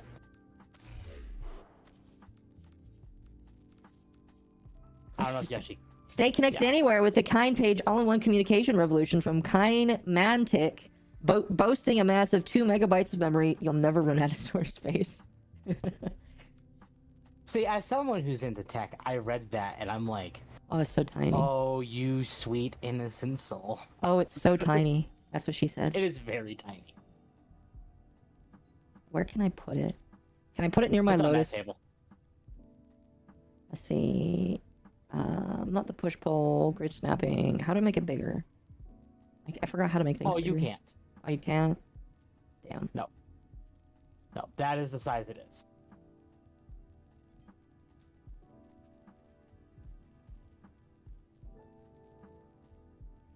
There we go. Some of my hentai pics are larger than 2 megabytes. Yeah. Well, there you go. Only need 40-ish K of RAM. Well, there we go. It's in my orbiter now. Yay! Oh, does it actually do So, yeah, things? That's 19. Oh, that's cool. It actually opens up. That's neat. You interact with it. Okay, I did put it in a good spot. I do wonder if it's going to say something different after 1999. Possible. It's very possible. I do like that it just like is constantly scanning for things like this. I hope they use it. I bet they will. Does it have games? Maybe. Maybe. Chat, what kind of games did you play on it this? cannot play Doom. If there is a way to put Doom on it, they will do it. Gonna get a scam call from 1999? Did people get scam calls that early? I highly doubt it. Alright. Chat. That was the quest. However, there is more. There's more to do tonight because Sevagoth Prime has come out. It is here for people to do. And so we're going to get Sevagoth Prime.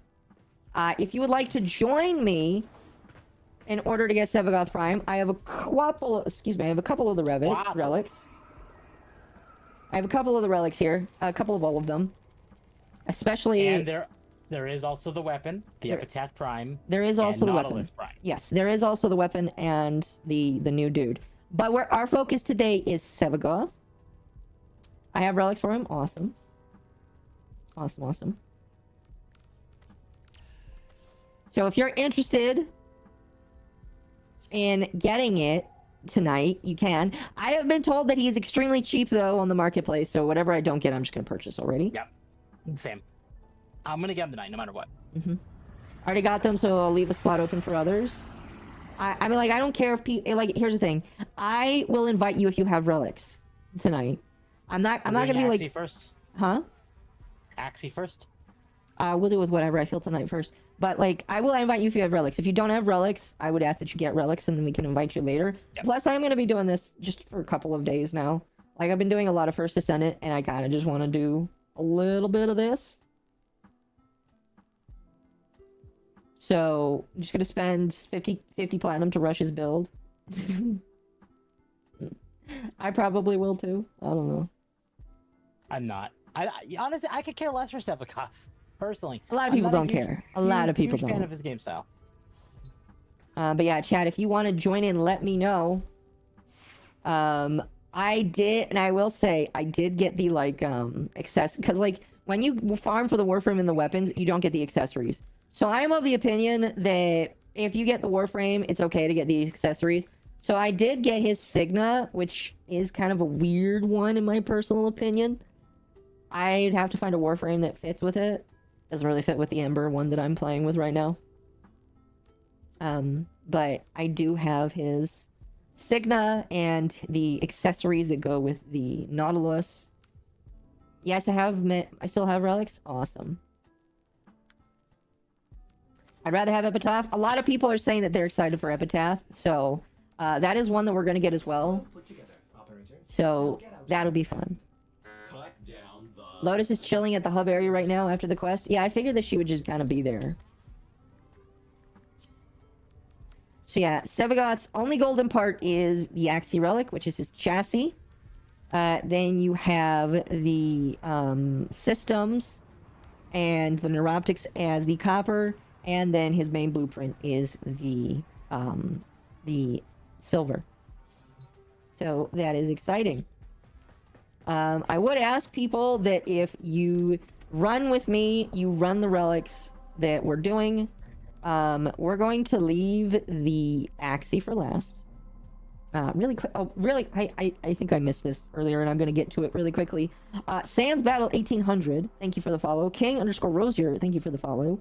Ocha Doji on YouTube, thank you for the sub. And Pagan Dog, also on YouTube, thank you for the sub. Thank you everybody that has come tonight. I deeply appreciate you. Let's start with Lith Relics first. Again, if you have this is a C12. And we're gonna go through all of them. Oh, this is my only one of this. Okay. And once we run out, chat, we will grind for some more relics. We'll go for a couple hours. I want to go for at least 4 hours tonight. Do you have work tomorrow or no? I do. I do.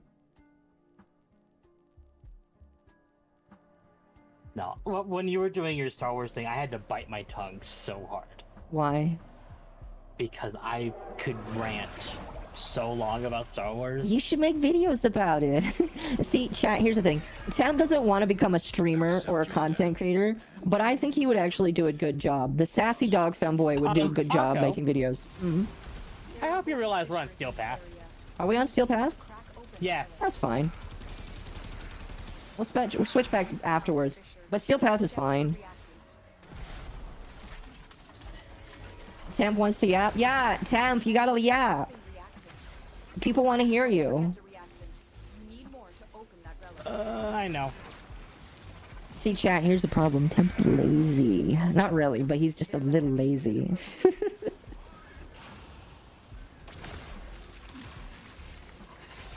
Just need to groom harder. I really feel weird saying that. Because it has such weird connotations, but sure. Went back in time to see the Acolyte letter segment two times. I did love Finn and kind of liked Poe, and it both got poo-pooed on the creators and made the butt of the jokes and hate towards men. No, yeah, and that was really sad. I really hate that they were kind of pushed aside for girl power, and the girls really just sucked. Like, I'm fine with female dominating roles, but don't make them suck. Okay, there's a reason why Princess Leia is so beloved. Is because she's an actual, like, when you talk about quote-unquote girl bosses, she's an actual girl boss. After she gets out of jail, of course. But, like, you know, when you're stuck on a Death Star in the middle of space, you can't really do much. It's like being on an island in the middle of nowhere. So I don't blame her for, like, being stuck. Not only is she trapped on a ship, she's trapped on a on a ship with the Emperor's right-hand man. Yeah. And if you have read anything about Legends or Vader in general pre-Disney, he is an absolute monster. Oh, yeah. No, yeah. So, like, but, like, after she gets out, you know, she can be the girl boss that everybody wants her to be. Oh, yeah. So, you know, I think that Leia is an actual girl boss. Not like all of the like Rey, who is not a girl boss. She just had everything handed to her by the writers of the movies and by the people of the movie. So, you know, I don't feel bad saying that Rey's character is a Mary Sue and a half. Oh, no, she is. 100% she is. And, I don't know how her reactor, was it Daisy Ridley? I don't know how she acted about it, but her character's a Mary Sue. I can't believe she signed up for another movie. I'm guessing only because, you know, Disney pays a large sum of money. Possible. You know, we're not doing too bad in Steel Path, so we might just stick with it. Remember, Steel Path isn't like bad anymore. No. They actually made Steel Path bearable, chat. I'm happy about that. Ow.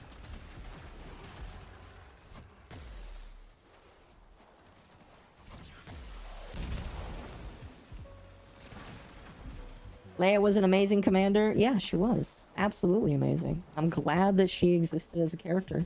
And then they decide to butcher her. There's Sevagoth. I don't have that. Oh, wait, nope, there's that. Aren't you glad that I'm here? Yep, I would have taken Fulman Prime.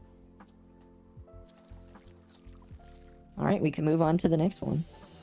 Well, that was fast. I hope all of them... Again, like, whatever I do not get tonight, I'm just buying on the marketplace. People told me it's cheap, so I'm just gonna do it. And depending if we get Sevagoth Prime pieces fast, we could actually do Epitaph and Nautilus. Yeah. Oh yeah. Do you know about Leia flying through space? I don't either. But again, like she's just good at what she did. I'm just upset that they didn't. Gallium. Thank you for the 2 Gallium game.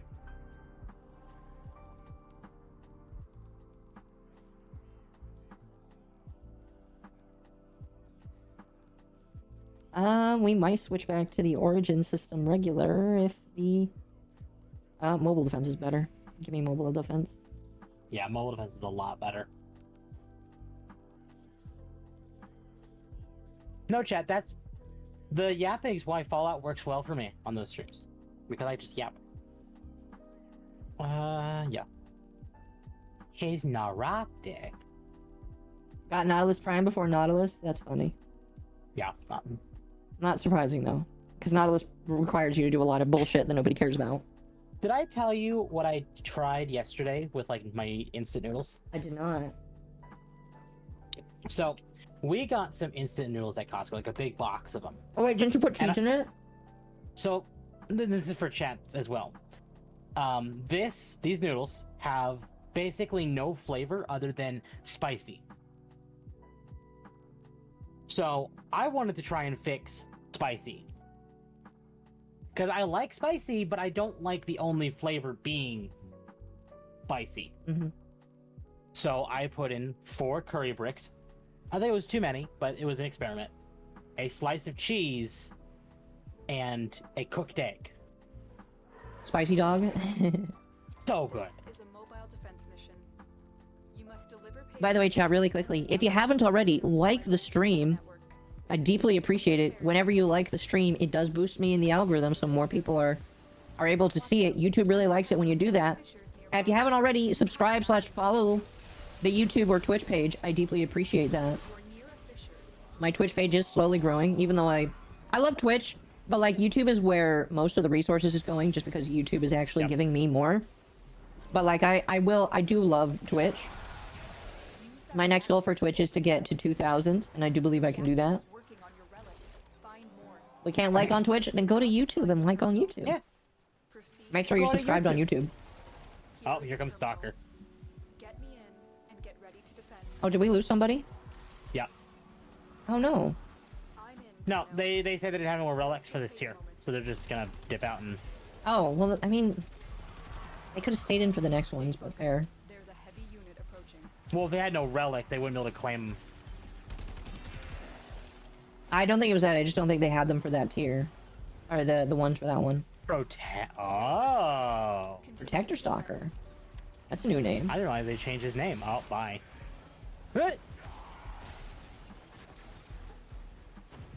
I subscribed on YouTube. Thank you. I appreciate that. Thank you. See, chat, it works. My, Mizu, or not Mizu. Pako calls to action. Very simple stuff. He has a new voice actor? He does. He does.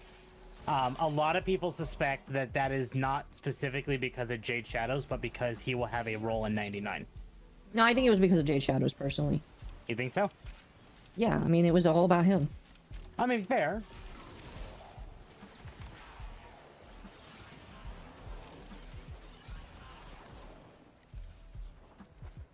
And some people complain that Jade Shadows was a short quest.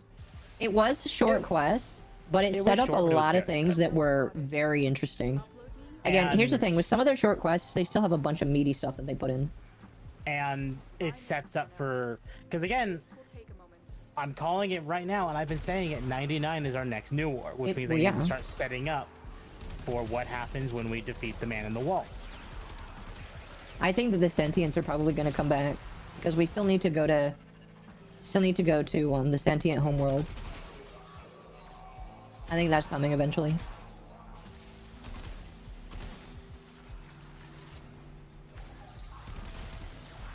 Still working on it. I think.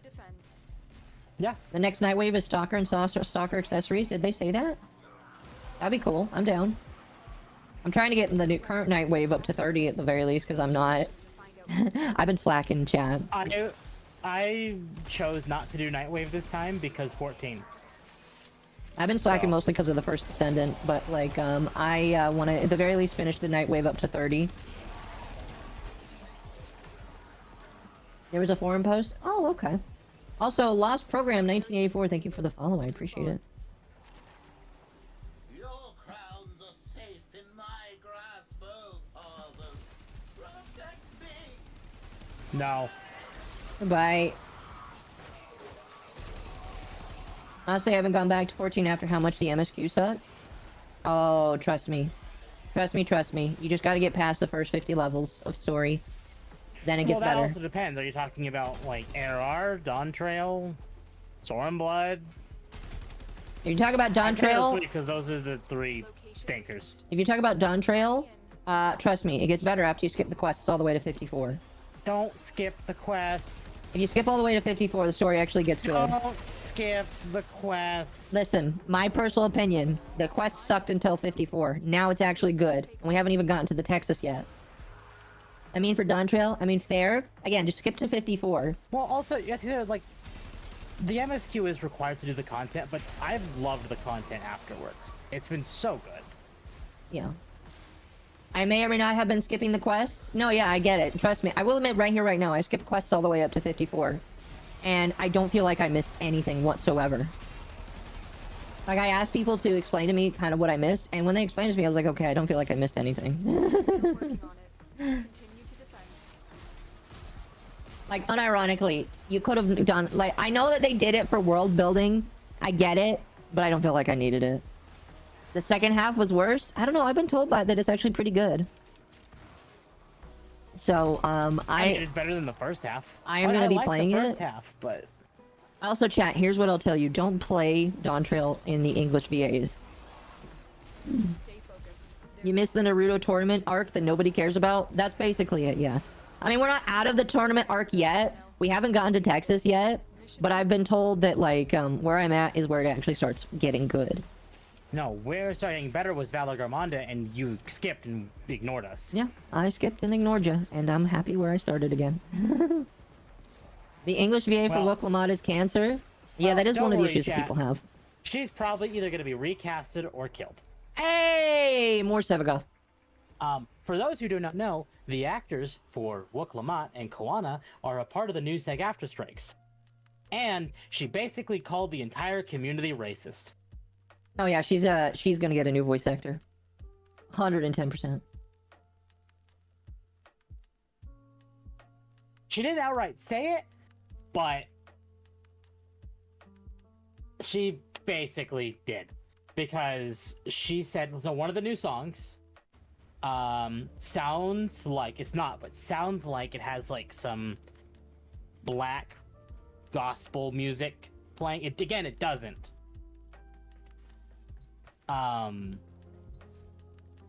But because it sounds like that, she pointed it out, and then basically being like, well, there are people who don't like this song, and this song sounds like black gospel music. It was implied that she was basically calling everyone who didn't like this song racist, even though. Anyway.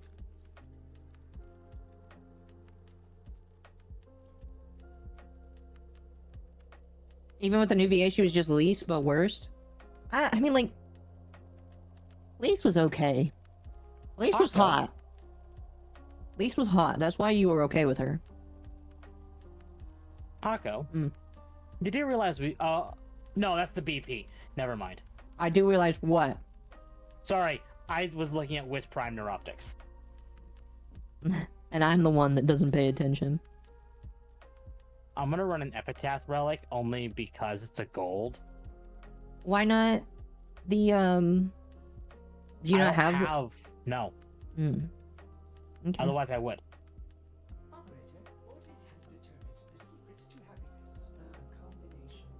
Chat, you also realize Lise had all of ARR, Heaven's Ward, and Stormblood to build.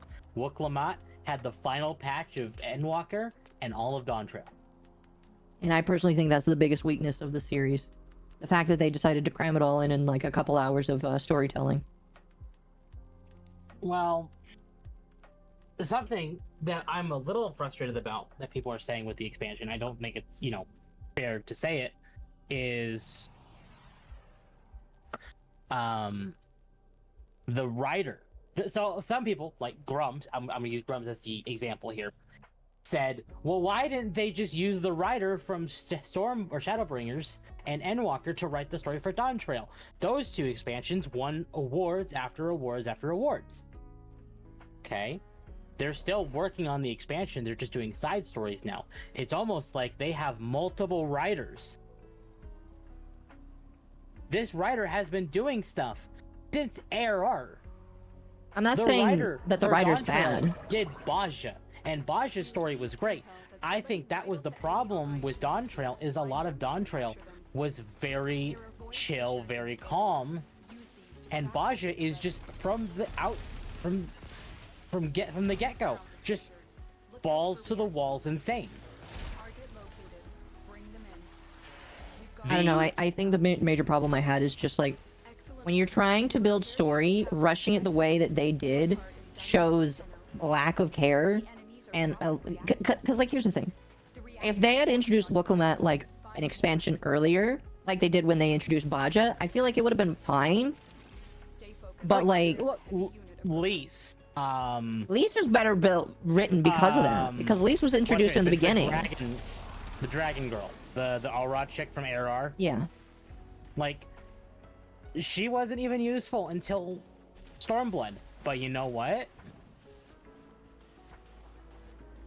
Because of that time, that Yugiri, thank you. Because of the development time and the story time they gave her, she was amazing. An amazing character. Yeah, they could have just brought in that time to grow. They could have just brought in Wookiee much earlier. You know, hello. Honestly, I think that might have just fixed her. Is giving her more time to shine, more character building, like, and not just, oh, you're my like, you know that meme of like, you're my friend now. Yeah. It's that. That's Wookiee. Like, I understand that like it's hard to build a story in one expansion, which is why you don't do that, in my personal opinion. And I feel like they would have done a lot better if they just decided to introduce her earlier and tried to tell a story about the expansion earlier. They didn't do that. They crammed it all into like literally the first like 10 hours of the expansion, which is why I wanted to skip it. This is a mild problem of the fact that they want to build their next 10 years. And I get, that's fine. You know what? They could have done it earlier though. That's the problem. Well, hold on. They spent the patch cycle of Endwalker finishing off that story. I understand that, but like what I'm saying is, they could have done it a lot earlier. Not in Endwalker. I do not have all the reactant. No, you don't. I'm not quite sure where you can go because enemies slowly stop spawning in capture missions. I know. There's gonna be some back here. There's some dudes over here. Just gonna wait for them to get ratted up. I got it. You got it? Okay. Yep. Remember how they sold us on the big point of the signs are divided on all amount was to a single non-voiced moment in a dungeon? Yeah. Oh, really?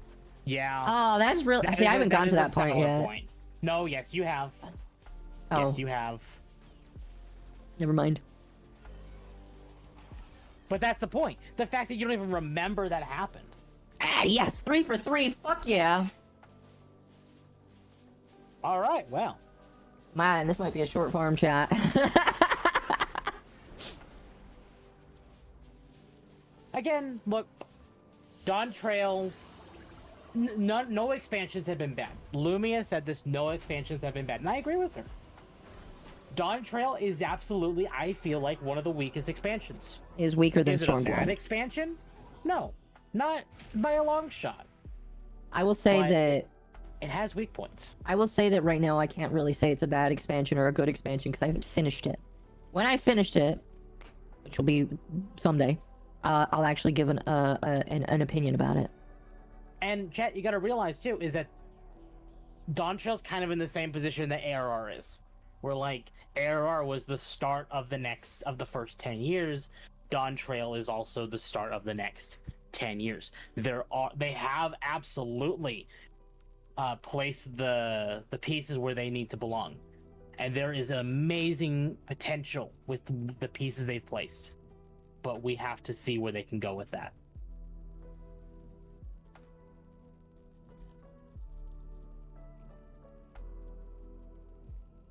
Hey, Picto? I got news for you. Picto is the class I've been taking through the expansion. Picto is amazing. Picto is scary strong. Mm-hmm.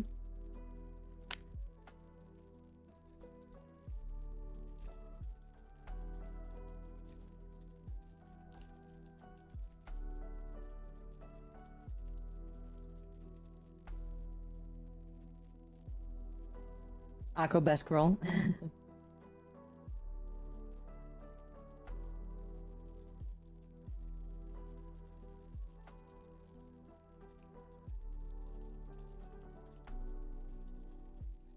Climb doesn't have any more relics for Sevagoth. Okay. Just choose anything Sevagoth related then. Well, is this a what's the node called? It's a universal node. Because No, they said they don't have Sevagoth relics. That doesn't mean they don't have Axie relics. oh yeah. Dawn Trail is the first time 14 has ever burned me, and it makes me very sad and salty. See, maybe that's why I'm not too frustrated, because I'm a Destiny player. I hate saying that. Yeah, because but, you're a Destiny player. Destiny has burned us so many times, we're just immune to being burned. Not me. I don't really care that much, which is why I'm like as hard as we can, as I am right now. Did you rad your relic, by the way? Yes. Good, thank you. I did it as high as I could get it. So both of us have a 10% chance each. So. And again, I'm not going to say Dawn Trail was bad. I thoroughly enjoyed Dawn Trail all the way through. Mm-hmm. And I had a blast playing it. So, and I honestly, I think that's how it should come down to, if you have Lotus Eaters play Destiny 2, I don't trust you. I'm quitting Destiny this year. I'm finally done with Destiny. I uninstalled Destiny long time ago. I mean, I'm gonna play what I'm going to play what I paid for, and then be done. Chat, that stream where I played with Gator doing Destiny, that was really the last time I officially played Destiny. Yeah, it was. Like, I tried to do the seasonal story and I just couldn't. Yeah, it's not good. I wish it was, but it's really not. Yeah, at this point, chat, I really want Bungie to burn and fall apart, and I want them to go find new jobs making different games. Or maybe they shouldn't be making different games because they don't know how to make games now. You know, I'm at the point where it's just like, maybe you don't deserve to be making video games because you obviously ruined what you made. If you don't like my opinion, because of Destiny, I absolutely despise Starfield. Starfield is an absolute shit game. They're all gonna come out and say that they love Starfield just to mess with you. I know. Don't do that, chat. After this, Relic into the dog out because he decided to start whining as soon as we started playing. Mm-hmm. I don't like Temp's opinion, but he's right. Like, I tried playing Starfield the other day. I think it was yesterday, actually. Because the car came out. And I turned it on, I booted the game, I loaded into my character, and I said, nah, and left. I uninstalled it, I stopped playing. I just don't care. Starfield is just bad. On all fronts. It is a bad game. It is. It is a... This is what they wanted Fallout... It's space Fallout, and Fallout is better. Agreed. You haven't played Fallout. I've played enough Fallout to form an opinion. You have played an hour! I have played less than an hour. I haven't gotten past the tutorial on New Vegas. But I still think that Fallout is better. And that should tell you something, Tom. Starfield is... Okay, they're about to say. I'm gonna take... Actually, I don't have... Wait, why didn't we have a third? Didn't we have 4 people? No. Hmm. Okay. Yeah, I don't have Voltor Prime. Starfield is peak Todd slop as far as I can tell. Starfield is why people are horrified for Elder Scrolls 6. Uh-huh. Elder Scrolls 6 is going to sell a lot. But people have a right to be scared. Ironically, I hate Starfield. I started playing Fallout 76 and I'm having a blast with it. It's actually fun. Give me 2-3 minutes. Okay. I'll buy some more relics, chat. These will feed the fire.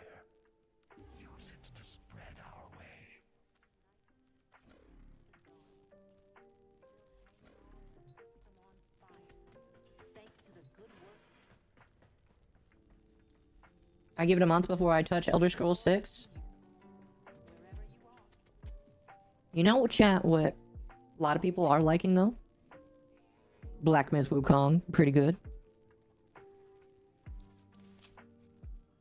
By the way, we have room for another person if they want to join.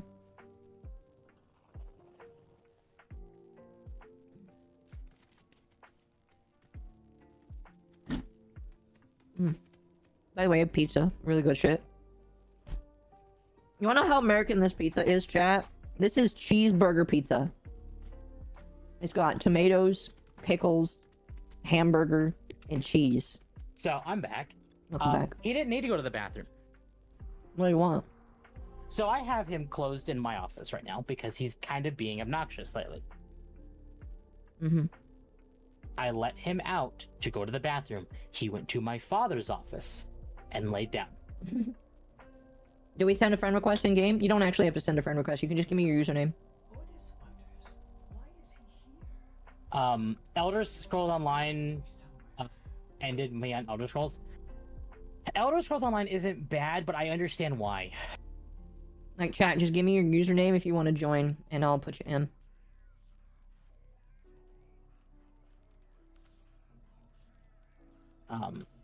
But no, like, I paid $10 for 76. I streamed it that night, and you know what? That was some of the most fun I've had in games in a long time. That was really fun. So, I'll give guys like a minute, and then we'll just start. I would like to have more people in here, though. Is waiting on finishing A Tale of Two Wastelands full playthrough. Finished Fallout 3 main quest. Haven't been to play recently. I started Fallout 3 proper a couple days ago. Or not. It's been about a week now. I hate to bring it to you, Tim, but you have bad taste in MMOs. Damn. Do not judge the sassy dog too harshly. I mean, is the game worth like full cost? Hell no. But for $10, pretty good. And that's the thing. And that's something that gamers today don't seem to actually consider. They're like, oh my god, no DEI, no this, no this. Look, you gonna have fun with it? Are you having fun? Are you enjoying yourself? Like, as much as like Sonic 06 is ragged on today, I had fun playing it.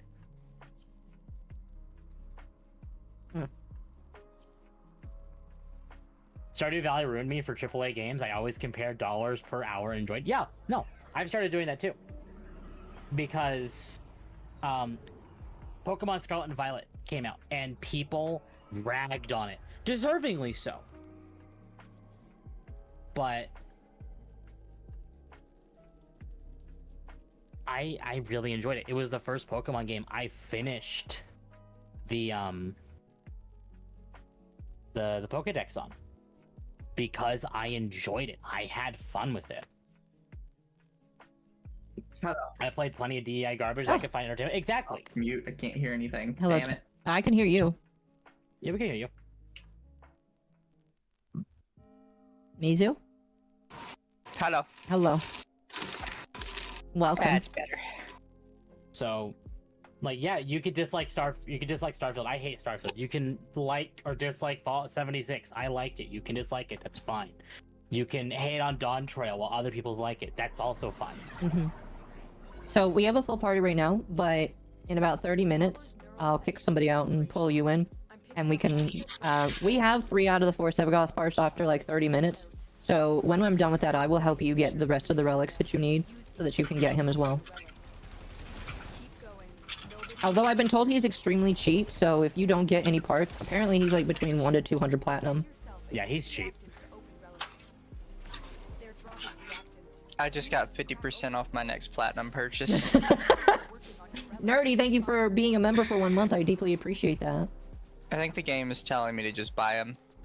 I mean, if you Honestly, want I booted the game up a couple days ago, to get the Dog Days stuff in the store before I, was done again, and it gave me a 50% off. It was the first time I logged in since the last time we Occo streamed. Warframe. Yeah, I'm gonna jump back on the Warframe train a little bit just to get Epitaph and the new Sentinel as well. I think Epitaph is the big thing that people really wanted from this because it's a great sidearm. Children have fun with rocks in a desert. There's no excuse for liking bad games. But what if you enjoy bad games because they're bad? Like, that is an actual thing. Chat, I think Temp enjoyed Destiny before it was bad. That's the thing. I did. It was always bad. You're coping. Coping and sneating? Yes. Here, Mizu, I'm gonna adjust your... There we go. I'm sorry, Temp. It was always bad. I just liked it at launch. I liked it with its first expansion. And that's I've been playing since. Like, properly since. The enemy is broken. Well done. Now get to extraction. Oh, Nerdy. Nerdy for 199. Hello, Mizu. Temp have told Mizu about the baby. What? The baby. The baby? The baby. I feel like this needs some context. You've seen the context. The baby. Oh, the drawing. The blaby. Blaby. The blaby. I'm confused now. The black baby in Fallout 4, which is what spawned all this. Oh yeah. So the baby. Temp started playing Fallout 4, and obviously the couple is like white. They have a black baby. Your wife cheated on you? I'm so sorry. No, he was playing the female. Your husband cheated on you? I'm so sorry.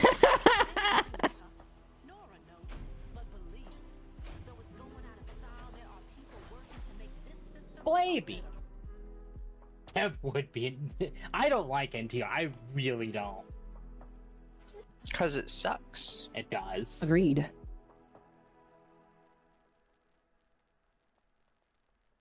Oh, that's interesting. Twitch has made another change. This one may or may not be bad, depends on your personal thoughts and opinions. Twitch will soon allow viewers to post your clips on their TikTok or YouTube channel if you allow it. I don't think that they necessarily need your permission. They can just do it if they want, but it sounds like it'll be easier for them to do if you give them permission. How about no? I'm in agreement. How about no? Sorry, you said you can post your Twitch clips to TikTok better, is what they're doing? Here, let me... Shoot, where was it? It was in... my server. I will send you the Zach Bussey. Is that how you pronounce his name, Bussey? Bussy. I'm not gonna call it. His name is not Bussy. His name is not Zach Bussey. It's Bussy. Is it really? It is now. Paying exposure? Well, it's like, so there's a brand of, like, pickles called, Boobies, I guess? Yeah. But it's like Boobies or something like that. So instead of, like, boobies, it's like boo. Like, it's hard to explain. So we just call it boobies.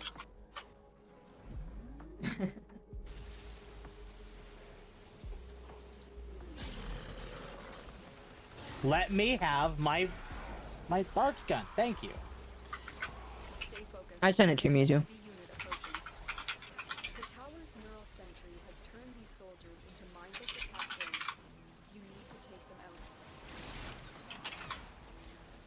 out. That was good shit. The relic has been cracked open. My hamburger pizza is good shit. I guess it would technically be cheeseburger because there's cheese on it, but... I entertained NTR? Oh, okay.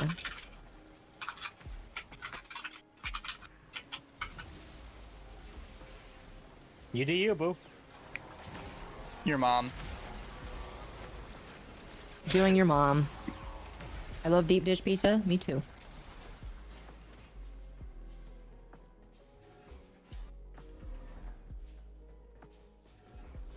Okay, which way are we going here?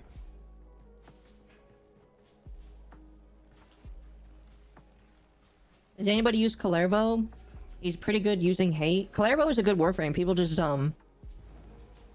have to be okay with you abusing his abilities for the overguard. Yep. But at that point, why just play Dante? That's the problem. Dante is a good one too, but it's just a different playstyle. Yeah. Dante's like the second or third Warframe that used Overguard to their advantage. So, really just depends. You can play Kalervo with stabby stab knives. You can play Styanax with throwing spears, or you can play Dante with books. Become the nerd you always were. And pretty much, it's like literally having a hunter, a titan, and a warlock. Yeah, actually. The hunter is Kalervo, the titan is Styanax, and then the warlock is Dante. Kalervo's used mostly for the ability TBH. Fair enough. Not gonna lie, the wars in the comment section of Haname and Hentai with the people whining about NTR never ceases to amaze me. Do people complain about that on hentai sites often? Yes. Is that like a big debate that people have? That's funny. Wait, sorry, what was the question? Let's see. Oh shoot, where is it? Not gonna lie, the wars in the comment section of Haname, H-anime, and Hentai with the people whining about NTR never ceases to amaze me. Okay, so the reason for that is because they refuse, and this is the same thing with Japanese websites for some reason, to separate the different types of NTR into different tags. Mm-hmm. Because NTR, they're not even said the same. It's NTR, it's Netarase, Netari, and Netori. Like, there's tons of different, like, NTRs, and they all have different meanings. But every website collects them into one singular tag, and you never really know, like, if a certain product is going to be bad NTR or completely benign NTR. That is an issue. Because I mentioned this before, every single harem anime is an NTR.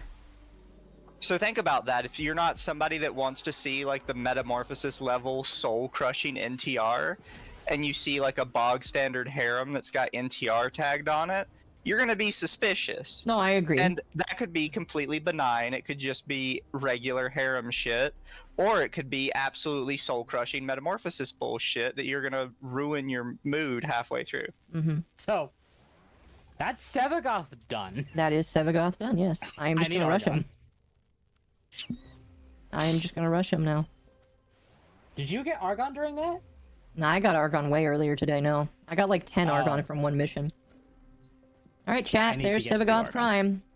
I'll get Sevagoth cooking tonight before I go to bed. Or yeah, anyway. But yeah, people have valid reasons to hate NTR. Ooh, he pretty. He pretty, he looks like a captain. I don't really like that back bit on his helmet, but I know that what it's supposed to be, but it doesn't look nice. He looks pretty though. Just gonna... He looks like a pimp. Yeah, I disagree. Also, as like a completely random side note, did you see how websites like DL Site tried to get around certain like American censorship of certain tags? I did not know. My favorite one is, you can probably guess what it is, but it was changed from what it was originally into Beast Friends. Really? Yeah. Oh, that's funny. The new tag for that specific kind of content is Beast Friends. Okay. All the non-con stuff was changed too. I can't remember like exactly what terms they used for it. Mm-hmm. Okay. So we just got all of the parts. Mizu, would you like to grind for Sevagoth relics? Sure. Okay. While you do... Tam, since you just got Sevagoth, would you leave the party? Yes. Okay. I can go get those Argon now. Yeah, you go get your Argon, and we're just gonna grind relics now. Mizu, there you are. You're online. Oh, yeah, so DL Site still has it wrong. If you go to the English version of DL Site, the first genre tag, and one of the ones with the most entries to it, is listed as cuckoldry, and then in parentheses NTR. But then if you open it up and you look at half the products, it's almost no NTR involved at all. I really like this design. They really wanted to highlight his six-pack there. I love that. It's great. I don't think he came with an ephemera. I think he just came by himself.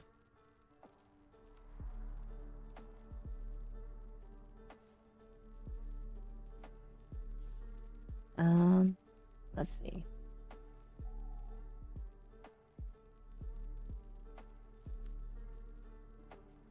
They did a great job on his design. They did. The Prime form is pretty good. They gave him such an ass. Holy cow. They gave this man an ass. Gotta give some women ass as well, I guess. Oh my gosh. Why would you make that a tag? That just makes that entire category sound so much worse. Holy shit. Wait, what? They renamed one of the tags to Ephebophilia. On what? On DL site. What, really? Yeah, one of the tags now is Ephebophilia. I feel like that could be considered slander. That's probably worse than just using like the Japanese word. What is it? Is it the Japanese word just lolicon? No, I don't know if this is supposed to be a lolicon section. I can't tell.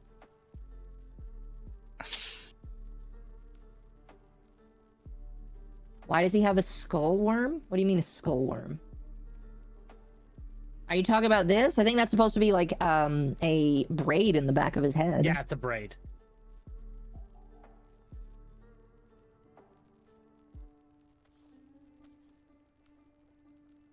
I just would have never called it that. Neither would I.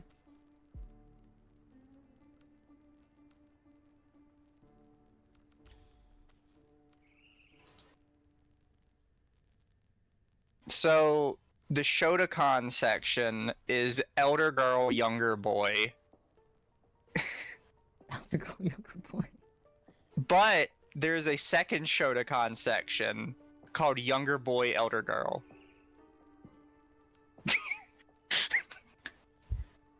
Wait. Wait, what? What's the difference? There isn't one. They just made 2 different tags for it. What? This is what I'm talking about. Like, this is the reason, like, a lot of people in sort of like the kind of more hentai space complain about how tags are handled. Mm-hmm. Oh, that's a good because they case. just kind of like don't know what the fuck they're doing. Yeah, so they now have 3 different cuckoldry tags. One is Netarare, one is Netarase, and one is Netori. But they're all labeled cuckoldry, which is not what all of those are.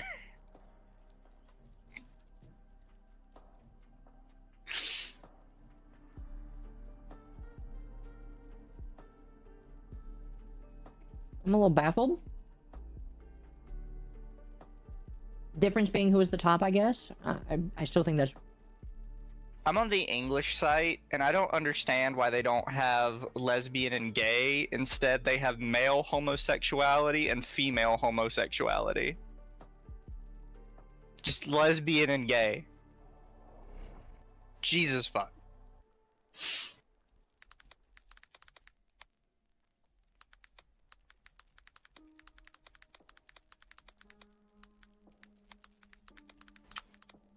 Did they remove Beast Friends, or did they change the name?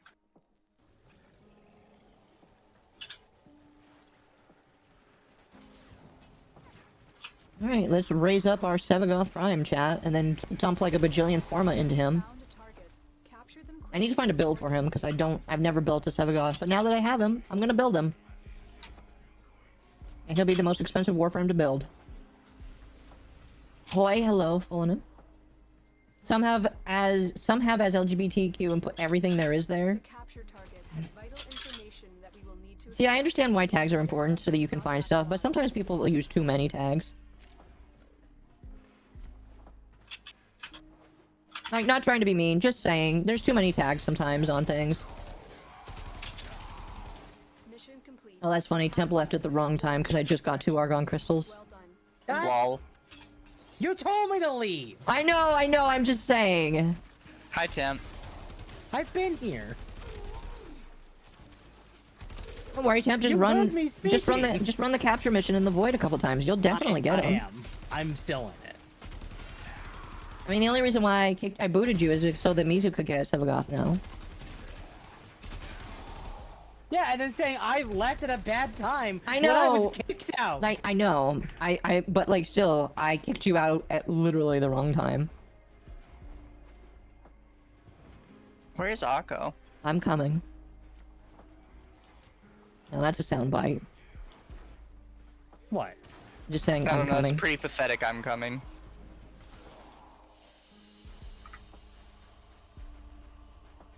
Oh, lovely, Aya. Hello, Phonin. Wait, sorry. Why do you have male homosexuality and then you have boy love? I can send you my build? Yeah, send me your build. Do it in Discord. Because I will probably not remember it here. Or you could DM it to me and I'll take some screen. Yeah, actually, if you're in-game, just send it in-game and I'll take screenshots. So this is how you've been farming them? Yeah, you basically run for Lith and Meso, you farm the capture mission, and then if you want Neo, you do actually I think you do Uko if you want Neo as well, and you do Teshub or Hepit if you want Meso and Lith, but if you want Axie, you have to go to Apollo on the moon. Is boy love gay, Shota? I was always under the impression it was just any, like, yaoi shit. Is boy love gay? I have no problem. I don't read boy love. I have no problem admitting I don't know what the fuck it is. I know, I'm just laughing because it sounds funny to say that. Oh, hey, the Train Lolly game is on sale. Oh, wait, no, is there a new one? Train Lolly. Yes. It's a game where all the trains are personified as lollies, and it's hyper autistic. Applebees, Don't Clussy. tell Occo that. Speaking of Applebees, I wanted to wait till Mizu got here because I did name this Talk stream. about Sargon of Applebees. Yes, I wanted to talk about Sargon because the quest was called Lotus Eaters, and I was like, this is a funny time to mention Sargon because I listened to the stream where Jim breaks down his issue with Sargon, where he's like reviewing the Sargon stream that Sargon did, where he was like muted for the first hour. Which was funny as fuck. It was funny as fuck, yes. And like how he went over everything, so I felt like it was important to just I just wanted to kind of talk about it a little bit tonight because I thought it was funny, because they called this the Lotus Eaters mission, and literally Sargon started a podcast called the Lotus Eaters. Just as a clarification, the only thing that's out now is the new Prime stuff, right? The Prime stuff and the 5-minute quest called the Lotus Eaters. Okay, because it didn't actually have me download anything when I started. Okay. Yeah, so if you go to your quest log, you can start the Lotus Eaters quest. I'll deal with that later. Yeah, it's a 5-minute quest where it's just like the Prelude to War quest, where it sets up 1999. It's like the patch quests in 14.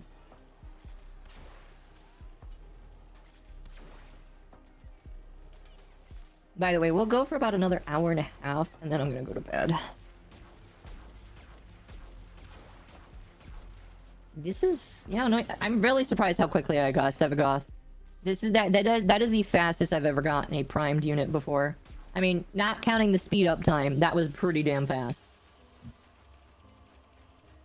Oh, because you had like a full party, right?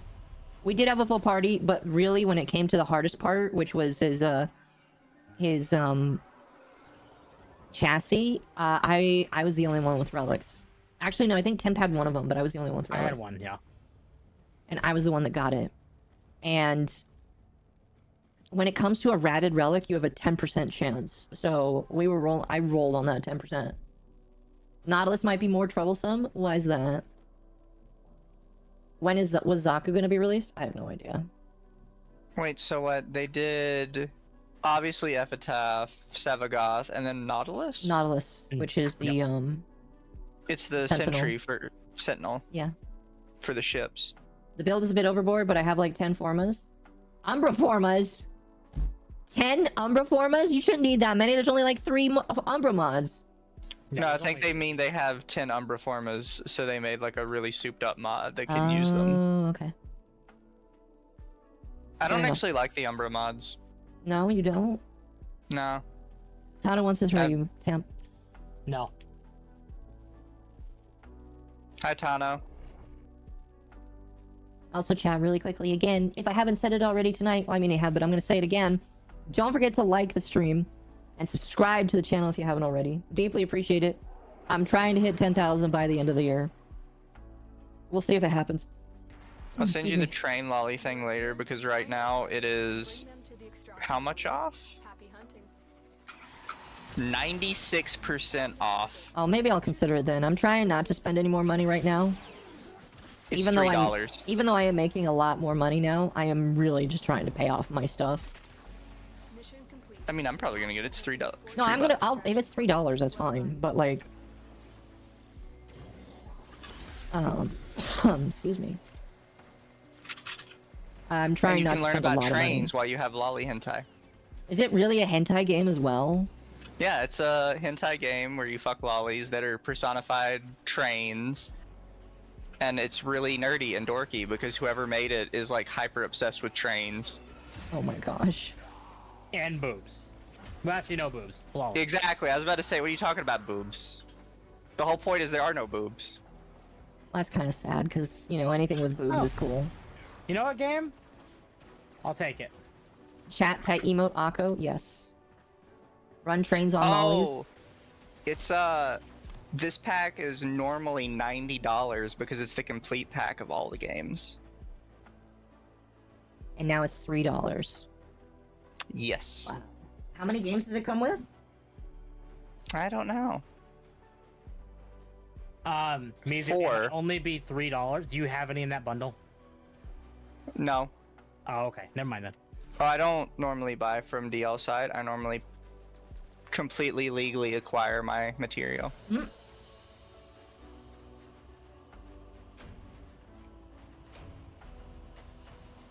Oh, by the way, Mizu, they have a new relic where you can get 2 formal blueprints if you get the silver reward instead of 1. I see. Very cool, in my opinion.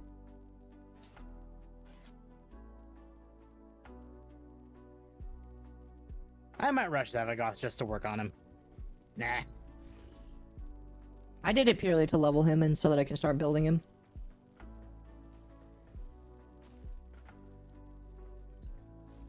But he does look nice. I do like him. I don't know. It's gonna be kind of hard for me to like put accessories on him because most of them are just feels good already. Operator, you have remembered well how the Tenno arm themselves. The Listless Angel doesn't have enough credits for the Sexual Life Studies course detention pack. I'm sorry?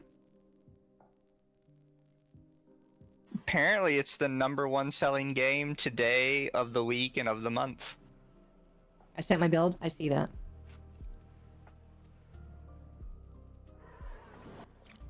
No. I'll let his parts cook and I might just fast track his Yeah. his main one. Well, if you speed him up, it's 125 platinum from... Yeah, all the parts. I only have 504. Yeah, I did it because I'm not using platinum for anything else right now. Worst case, I'll just find somebody that's selling Sevagoth. I'll probably give it a while though, so because the prices will probably go down even more. Well, Yeah. hold on. How much are they right now? I could clip Occo I and saw post. some as low as 175. I could clip Occo and post on my YouTube. If you want to clip me, I am 110% fine with that. And you can definitely post it on your YouTube.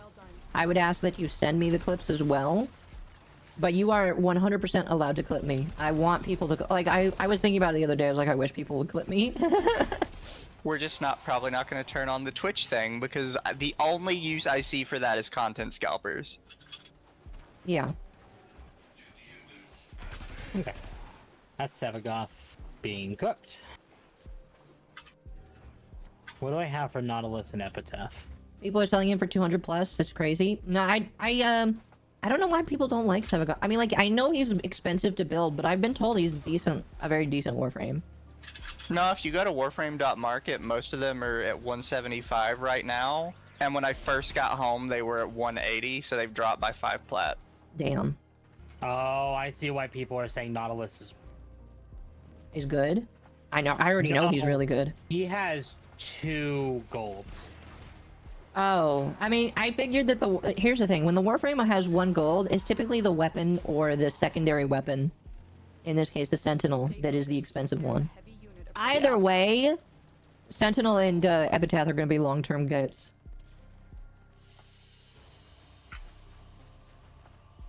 Depends how much you want the Sentinel. I mean, MR. I've been told the Sentinel is really, really, really good, so he's going to be expensive.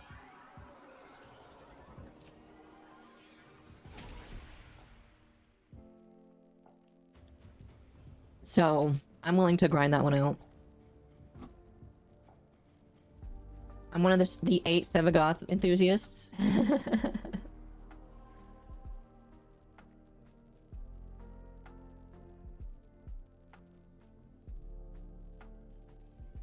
You have a spare Sevagoth set? How much have you been farming?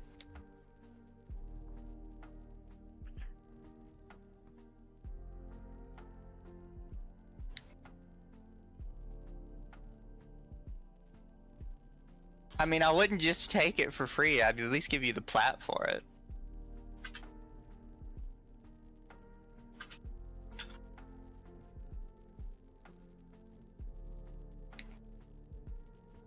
Hold on. One moment. You good? Yeah.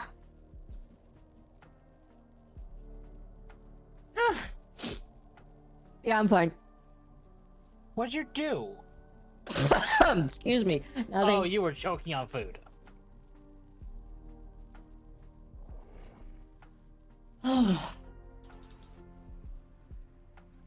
How much have you been farming, Occo? Yes. Not really.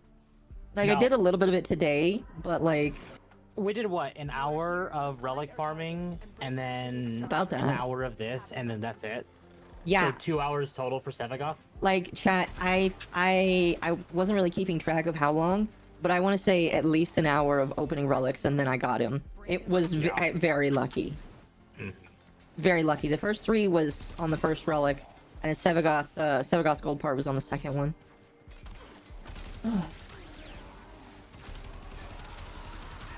The Reap and Sow augments have been paramount in converting people to his Void Forsaken Railjack.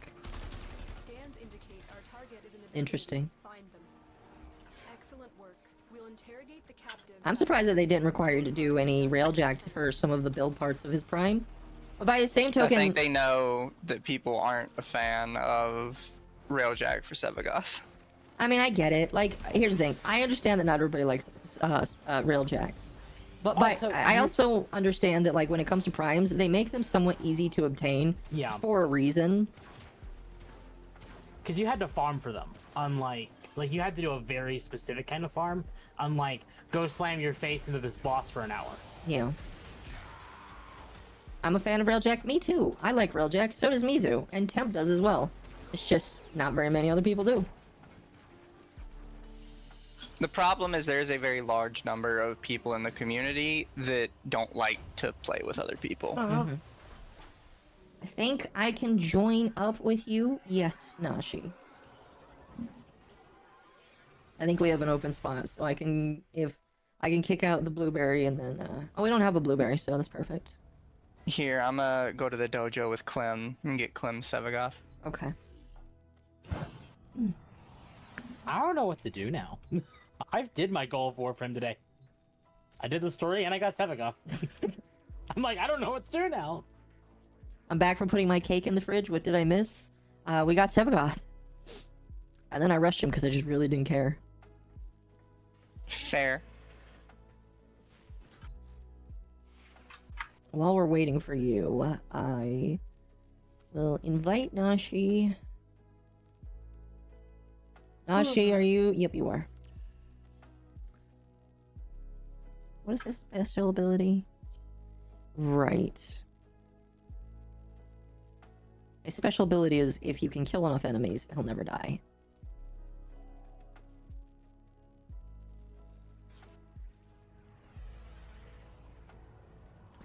No lie, earlier I was playing with an MR34 and an 33 who didn't know how to play Intercept. Well, that's crazy. But also not surprising, because nobody likes Intercept.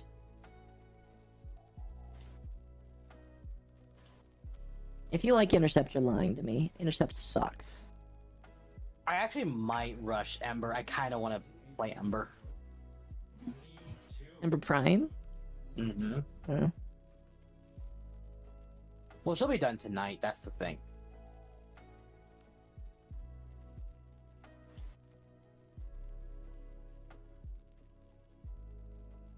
When they added NPC crewmates, Railjack became more manageable, or you could just spam the missile ability.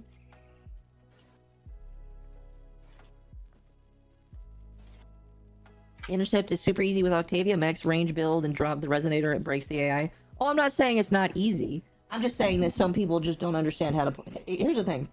There's a lot of normies that play this game, and I don't hate normies that decide to play this game. It just makes it difficult when you're actually trying to play the game for real, and you get stuck with a normie that might not understand. You know what? That might fit.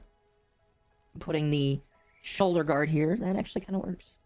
Let me know when I can reinvite you. You can. Alright, I just need 2 Argon.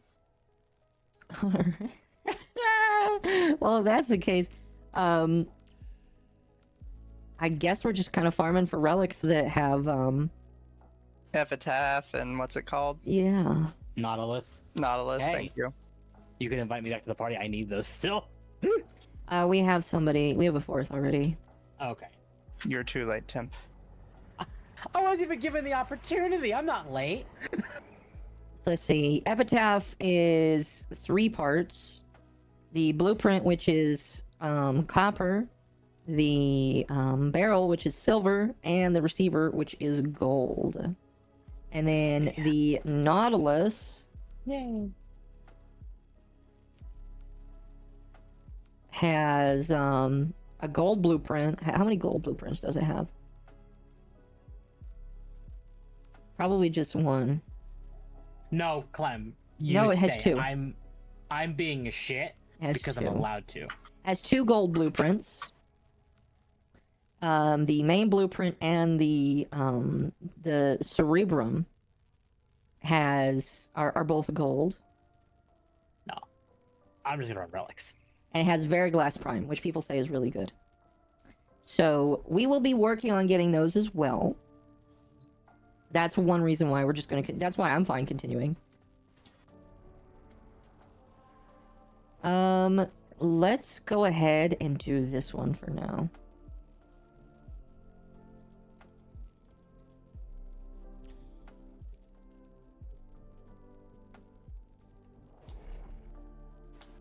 The silver is actually way harder to get than the golds? Is that true?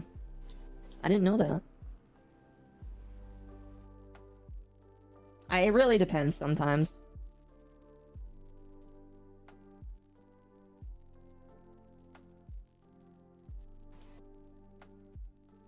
Oh. So, a couple people have sent me this. Temp has been one of them. But people are starting to bring up a lot of images of the First Descendant and Warframe, and saying that the First Descendant is a blatant ripoff of Warframe, and I'm like, no sir, it is not a blatant ripoff of Warframe. It is a blatant ripoff of Warframe and Destiny put together. Thank you very much. Yeah. Hey look, Argon! So, people are like, okay, here chat, I'm okay pulling this up. Here's, thank you, Tio, for sending me this. This is an image of Season 1 of the First Descendant. And that is one of the bosses, I believe. And then this is also a picture of the New War gameplay trailer. In my personal opinion, I feel like people are trying too hard. Just saying. Because it's funny. Like, I understand that, the devs for this game have admitted, yes, we have played Warframe, yes, we played Destiny, we love both games. And there are a lot of systems from both games that I see. But there is, in my opinion, enough where it's just like... Woman with glowy eyes aren't new? Exactly. I mean, like... So here's the problem. Every game is somewhat, like, to some degree, based off another one, right? I think Yeah. we can all agree with that. No, I agree. Yeah. The problem is when you get games like Warframe that are actually pretty beloved by their community, they get very offended when other games start quote-unquote copying them. Which you see sometimes with stuff like Call of Duty and Battlefield, but not to the same degree, because people feel like because Warframe is as good as it is, that they have to protect it, right? Yeah. But the thing is, if you want more good games like Warframe, you're going to have to, like, allow people to copy it. You are not getting more good systems like Warframe unless you are okay with other people copying those systems. That's just how that works. I agree. And here's the thing, like, I understand that some systems are like taken from again Destiny and Warframe. Is that an issue? In my opinion, not really, because like the First Descendant has a lot of work to do to actually make the relic system as good as it is in Warframe. As it stands right now, having to do 3 to 4 steps of separation in order to open a relic in the First Descendant is really like more of a fucking grind than it is just running a mission in this game. So like, I don't feel like I should be that worried. People are saying that we should do for Neo Relics, so we're gonna do that a little bit. I'm not really that worried. I don't think that the First Descendant is gonna take the lunch of Warframe, in my personal opinion, because like good games continue to shine out. Yeah. And Krestic does bring up a good point. You cannot copyright game mechanics. It is a free market. Like unless you're EA. Unless you're EA, This is something that people don't seem to realize. People have been taking inspiration and copying for so long. It's like hard to describe how long they've been doing this. This is nothing new. And that's okay. I'm assuming you have reacted to Rad the Relics. No, okay, so let me explain how it works in the First Descendant. You get relics by running specific missions, not like regular missions like in Warframe where you can run across a relic in almost every single mission. There are very specific missions that drop very specific relics. And like the missions where you're in that arena and you have to destroy the canisters and then fight enemies. That's one way. Fighting specific bosses are another way. And that's how you get the relics. Then you have to, then there's a couple different steps to open the relics. You can either fight a boss that only has a couple of the relics that you can open, or you can go to a void rock, destroy the void rock, kill enemies, and then get little resources that you need to go open it at a void gate. And there is a way to make the relic better so that you can get the stuff that's harder rarity, but the ability to get that is so low that I don't think most people care about that. Like the drop rate for the boosters are abysmal. So my personal opinion is I don't even, whenever I have this, like, oh cool, I have this, but I don't really care if I do or don't get it, if that makes sense. So I think that the relic system in the First Descendant is actually like worse, and I don't really like how much, because like the grind that it took us to get Bunny, the ultimate Bunny, was like 10 times longer than like the grind that it would take to get a new Prime Warframe day one. Like day one for a Prime Warframe, at minimum, like you could spend 2 to 3 hours like grinding for the new Warframe. In the First Descendant, you're looking at 4 to 6 to maybe 8 hours of trying to get the relics, getting the resources to open up the relics, and then actually opening up the relics themselves. I'm gonna be honest with you, I know which system people are gonna gravitate more towards. Like, if you are a Warframer and a First Descendant player, I know which system you're gonna tell me you like more. Just saying. So yes, I do agree that there has been some heavy inspiration, but that doesn't matter. Because a good game is still gonna overshine the others. Oh my gosh. The Icarius blueprint. Sad I don't need that anymore. And like I said, there's... Oh, go ahead. No, go ahead. Sorry. No, that's a different topic. Go ahead. I was just gonna say that there's a lot of little things that the First Descendant needs to work on. I think they're working on it, but like, I am not worried about them stealing the thunder of Warframe. I've been playing it, I will admit, I have been playing it a lot, and that's just because it is a new thing. And Warframe right now, and Warframe is one of those games where I knew eventually I would slowly gravitate towards trying to do other stuff to fill the void, because when you have when you're in the spot where I am, where you have unlocked almost everything in the game, you're gonna wonder what else you can really do. And like, I help new players as much as I can when I can. But like, there's only so much I can do before it's just like, I would like to play something else or do something else. Which is why The First Descendant is a game that I've enjoyed. Because I get to enjoy the thrill of getting new things all over again in a game that I don't hate. And it's one of those things where I wish that was Destiny, because I liked Destiny, but Destiny just can't do it. I have tried for multiple years to make that part of my content, and I just had to give up. This is also why a lot of Warframe veterans are constantly talking about how they need to make things a little bit more clear for new players. Because, admittedly, Occo and I aren't the ones they need to be trying to, like, keep. No, yeah, I agree. I don't matter in the grand scheme of things. Like, here's the problem. They've already gotten their money out of me and Occo. Yeah, they've gotten... Chad, I'm going to tell you right now, when I did my taxes last year, I found out I spent over $1,000 in Warframe Platinum. That's way more than I thought I'd ever spent. More than I would like to admit, but you know what? Warframe is just that good of a game, and they gave me way too many 50% off coupons. Yeah, so they really need to find ways to, like, really bring in back new people. So, because they will, like, do the same spending as me and Occo all over again. Yes. Without needing to make, like, substantial new content.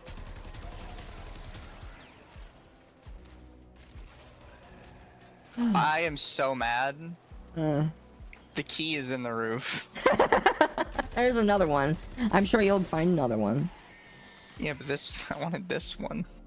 I wanted that key. Yeah, I wanted that key.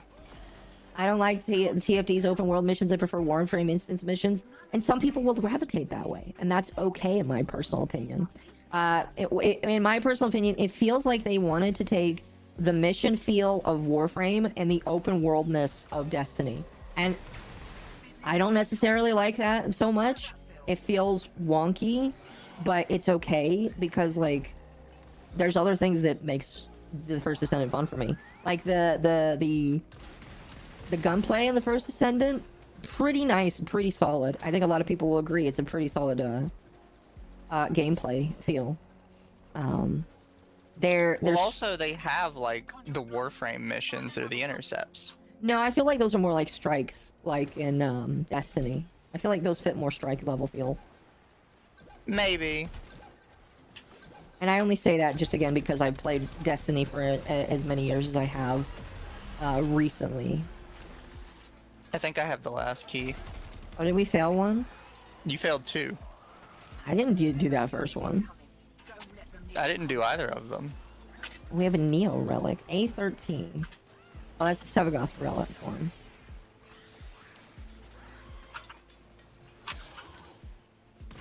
If you want Axie relics, do Apollo. Yes, we're not really going for Axie right now. We're just doing Neo right now. We're going to do a couple rounds of Neo, then we'll go do some rounds of Apollo. Because since Mizu has Sevagoth now, my goal is just to farm for relics for the rest of the night, and then not tomorrow because tomorrow's a podcast, but on Friday and Saturday. Actually, no, I'm not gonna be streaming on Friday. On Friday, I'm making a video, but on Saturday and well, actually no, it depends. I forgot if I have something on Saturday and Sunday. I do know I have another collab coming up soon. But when I have on Sunday we do. Remember? Which one's Sunday again? We're doing Bible study together. Was that this Sunday or next Sunday?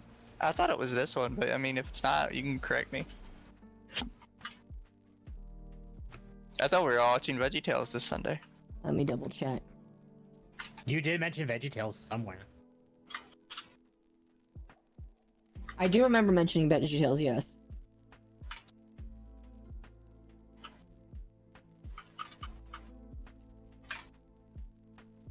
Like, maybe I'm wrong on that, but I thought this Sunday was our thing. Yeah. From...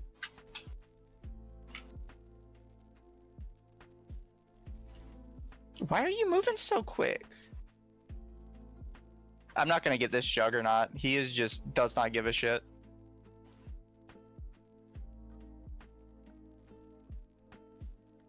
That is way too early.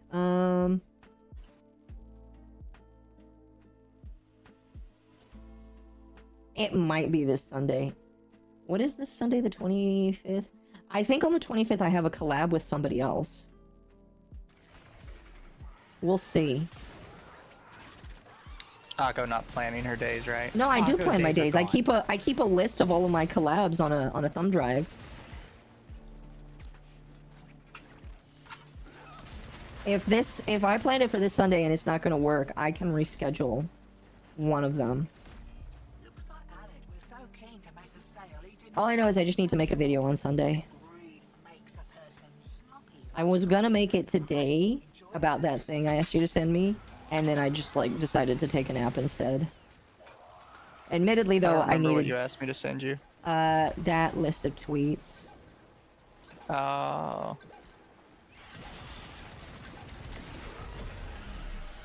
Yeah, So I need as to look I at my was thumb gonna- drive for when the my next collab is.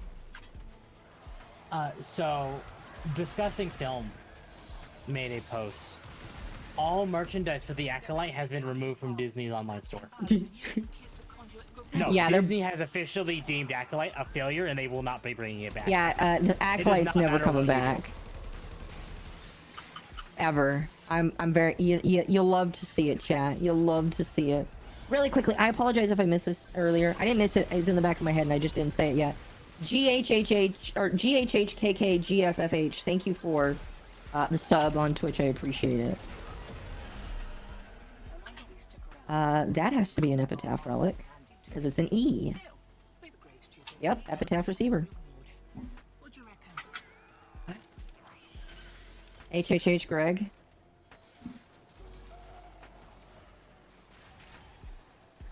Yeah, I'm gonna try and get if my boss will let me go home early tomorrow, I will take it so that I can go home and rest. Maybe record. We'll see. I'm probably doing Terraria tomorrow with Ryan. Fun. And then Friday is Fortnite. That's right. Yeah, I need to check. I hope I didn't have anything scheduled. If I have something scheduled for Friday, I might try and push it. We'll see. Oh, I know what I scheduled for Friday. I was gonna play a zombie game with Shiro. Oh, 7 Days to Die? No, there's another zombie game. And what's Shiro? Huh? What's Shiro? What do you mean, what Shiro? Which one, or Yeah, what's Shiro? our Shiro? When on Friday? Not on Friday, on Sunday. Oh, I was about to say, yeah, no, Friday we already have a thing with Oh, like yeah, three no, other no. people. No. This will be on Sunday. So yeah, we might have to if I scheduled it for the 25th, we're gonna reschedule the member stream. I mean, I'm pretty sure me and Lumi can kind of like whatever and just wait if you have somebody else. Yeah, I should have looked at my collab schedule before I said that. But it's no big deal. We can make it the first Sunday of the month because you guys don't really plan anything on Sundays, so we'll make it work though. We'll make it work. Brother and I are about to farm relics. Have fun.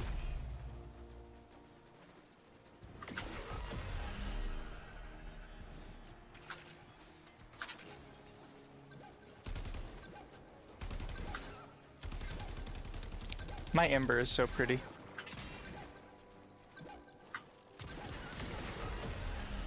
There we go. I need one more Eximus for the Eximus Eliminator.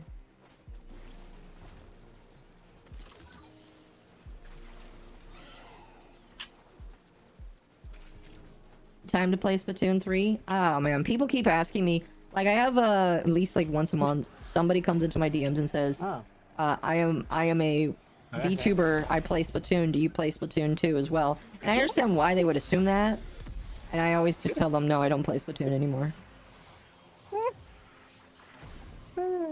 What's wrong? So I'm doing relics right now. I'm doing my Glaive Prime relics. Mm-hmm. We all got a form of BP. Sometimes happens.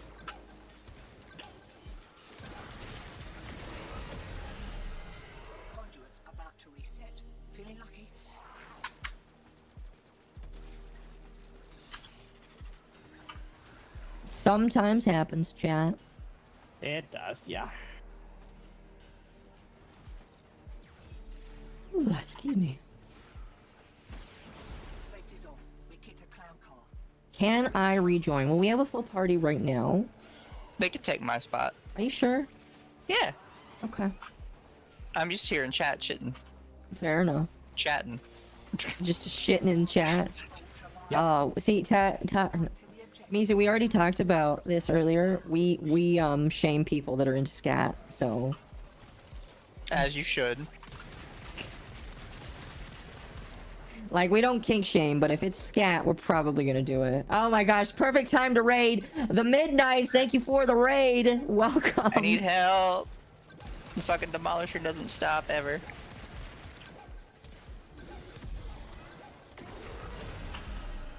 Hey, I got him. Welcome, chat. Welcome, welcome. Oh goodness, that was a perfect time for people to come in. Occo was talking about scat the moment I joined the stream. Oh, do you have a problem with that? Do you have a problem with that? Do you shame here? No, I'm just kidding. Shame? We don't believe in kink shaming. Exactly. Even though I literally just said that we think shame you for scat and feet. Even though we literally just said we shame people for corpophagia. Fuck.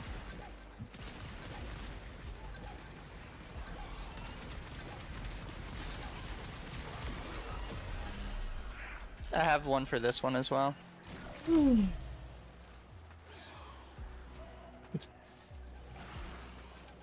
But they both spawn over here? It sounds like it. Why are we shaming Rosa? We're not shaming Rosa. I don't care. I am.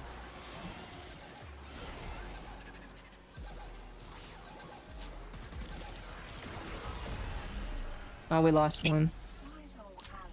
Oh well. She posts feet pics for free. She's a degenerate. Yeah, you gotta charge like a bajillion dollars for those. Nice Medicare hat. Well, thank you. Thank you, thank you. Did you see my post to him today?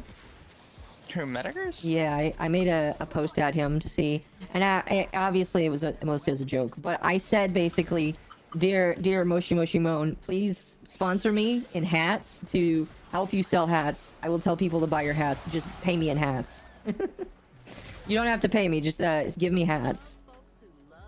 Did they respond? He didn't, but I'm sure he's considering it. Tragic. For guy for $4.99, thank you. I hope you and other creators move away from Twitch. The mobile app always glitches out and buffers randomly. Multi-stream, YouTube, Kick, and Rumble. I am going to stay on Twitch basically until it is dead, but I am going to multi-stream everywhere. I don't know how I feel about Rumble. I don't know really, and maybe this is something I just need to look up, but I don't really feel like there's an audience for VTubers there. I feel like it's a place that really isn't. It feels like it's a place for older conservatives. And I've heard that it's viewbotted a lot. So I don't know. Here's the thing, chat. Like, as bad as Twitch is, there's basically no value to going to Kick and Rumble. Unfortunately. Yeah, Kick is kind of like Kick, the hype of Kick, I feel like is gone. Not to say that it's not to say that it's not worth streaming there. I mean, I'm streaming there right now. But I just don't feel like Kick or Rumble really have a lot of intrinsic value right now. Rumble is for the censored conservatives to run to. No growth there. I don't know. And the problem is, I would just rather like hope that YouTube gets better and that YouTube takes the fear of competition from Rumble to actually improve.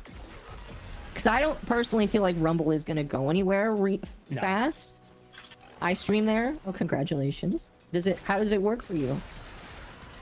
I don't feel like Rumble's gonna go anywhere quickly, but like... I expect Kick to go the way of Mixer, eventually. I really don't. I think it makes enough money from driving people to gamble that it's not going to... At least, because like I feel like it's already surpassed Mixer. I don't know how long it lived, but I feel like it's already doing way better than Mixer did. Never gonna happen? You're playing Cuck Simulator? What? I did see a base V2 run Rumble. Oh, that's funny. Why would you play Cuck? What is Cuck Simulator? Isn't Kick for Twitch It's users? exactly what it sounds like. Isn't Kick for Twitch users that went AWOL? Kind of. It's just another platform for people to stream, because it's basically like another Twitch for some people. Quite literally, because it has some of the same layouts. People look at it and see it as an opportunity to grow. Do I feel like I will grow on Kick? I don't know. I've gotten a couple people that have subbed to me there, so I've gotten, you know, every so often in my bank statements I get a thing from Kick Gaming that gives me like $10, you know, which is kind of cool. But I'm like in the Juggernaut. Oh man, they're so far away. Yeah, I don't know why you ran so far away. You were standing right beside him when he spawned. I did? Yeah. Oh. He spawned Here. and you just like went running to the other end of the map. Here, let's leave. We'll let the other guy jump in. Zach, go ahead and give me your username and I'll add you. Am I going the right way? It's Yeah, I am. possible.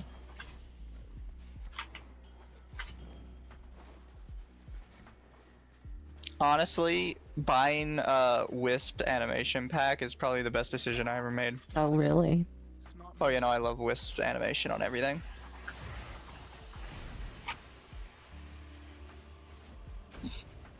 I would not want an audience from Kick. Well, that's the thing, is there really isn't one from Kick. That's why I'm not like...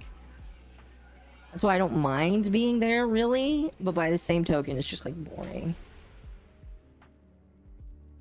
The E4 is the Epitaph Prime receiver. My group, when we got suspended from Twitch, streamed there daily exclusively, and we hit the gaming from page. Well, what does that mean? Like, how many people do you really need to get to the gaming from page of Rumble? Well, yeah, because that's always like the big issue. Like, yes, you might hit the front page, but how much did that like actually help you in the long run? Yeah, and again, I'm not trying to rip people that like alternate platforms, because I like alternate platforms, trust me. It's just there needs to be an analysis of why you're on those platforms, and like if they're actually helping you as much as you want them to. 20 to 60 viewers. I mean, that's not bad. Substantial for like a platform that doesn't really do gaming. Yeah, I'm not gonna say that's bad. Here's what I would say though. I mean, like, if you're suspended from Twitch, they don't want you back there. But like, I would not say stop streaming on, like, it is bad advice in my personal opinion, and I will say that forever and ever, to just say stop streaming on a platform. Because unless that platform is dead, it is still technically a place to stream. That's why I'm not technically off of Kick. Because, you know, if I get 1 or 2 people that look at me and want to see my stuff, I tell them, go to my YouTube page.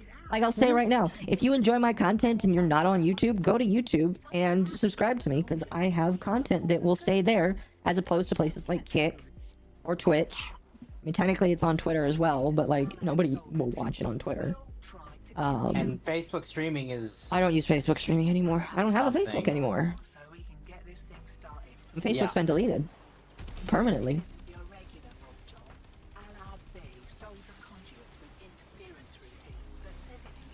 I mean, good. Facebook is awful. Yeah. Also, don't say anything positive about Rumble on YouTube. I know that, like, you'll get hard suppressed by saying that on a stream or video. You get hard-ard? Yeah, you will. Try, thank you for the sub for 15. Hunting down a Ghosty Boy. I got the Ghosty Boy in 1 hour. Ghosty Literally. Boy was done fast. Like, the first 3 relics, got him. The gold relic was the second time we ran that relic, and I got him. And then I just sped him up, because I was like, fuck it. Nice. I know, right? I actually got a piece of Nautilus already. My game crashed? Oh, I see that. We'll jump out after this one so that you can come back in. Super lucky? I mean, yeah, I guess. There's no reason for me as a user to make a Kick account when I just have Twitch for some drops, but my main is YouTube. No, I agree. I mean, like, Kick is, again, like, Kick seems like a protest to Twitch. And competition, which I agree that, like, you know, There should be competition. There should be a reason for Twitch to do better, which is why I'm fine with it existing. Because as long as Kick exists, the Twitch will be incentivized to do better. They will be incentivized to do more. So I think you should be happy that it exists. Going for my second Nautilus. Snap, how much would you sell it for? I probably won't buy it, but like, how much would you sell it for?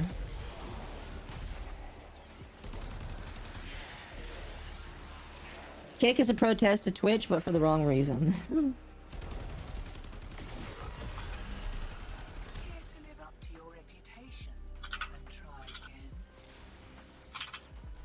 Nautilus Prime set, currently going for 170. Okay. It's about the same. A reasonable sum. It does look pretty. It does. I bought the accessories for it.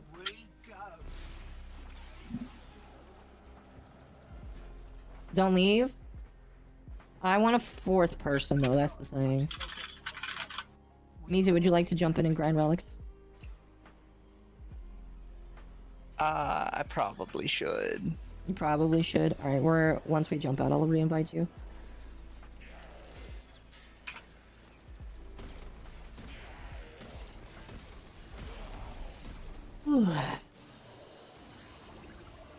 I don't know. Like, I'm not gonna say that, like, Rumble is a bad platform, but I'm not sold that you should just abandon one platform for another. My personal opinion is you should multi-stream on all of the platforms. If you're suspended from one, obviously don't go back. And within reason, because multi-streaming to more than 2 platforms costs money. Yes. But, like, I believe that you should not, abandon one platform for another unless you're forced to. Yep. Do I play with viewers? Yes. My primary issue with multi-streaming is if you spread yourself too thin between platforms, you're probably going to cause yourself issues. Mm-hmm. Yeah, it depends. It really, really does. I mean, I only multi-stream to Twitch and YouTube because I don't make money off this. But it is still an avenue you can go, and that is a safe bet. Mm-hmm. My counter to that is, do you lose discoverability? No, you actually get more discoverability if you are on multiple platforms. By being on YouTube and Twitch and previously on TikTok, that is how my YouTube is as big as it is. Because here's how it worked. I would stream to TikTok, which was a pain in the half to do. But what I would tell people is, on TikTok, if they wanted to play Warframe with me, they had to go to YouTube. And then that converted to people that subscribed to my channel. And some of those people are still here today. Some of my most longtime fans that come from TikTok, and I deeply appreciate them. Same with Twitch. Although I don't tell people if they're on Twitch to go to YouTube. I used to, and now I just don't care about that. But, like, I don't believe going to multiple platforms. Like, there's a point where it's just like, is that platform going to grow you? Which is why I'm, like, on the fence with Kick. Because I am not so sure that Kick is actually going to grow me as a creator. It doesn't really feel like that kind of platform.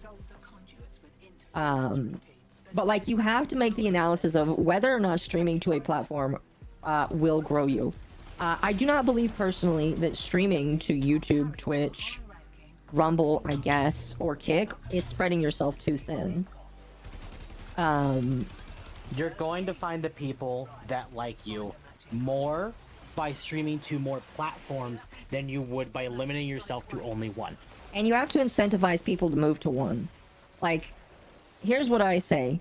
If you want to watch videos, go to YouTube. If you want to support me, please go to YouTube. Because YouTube, not only is it better for me as a creator, but it's cheaper now for you as the consumer.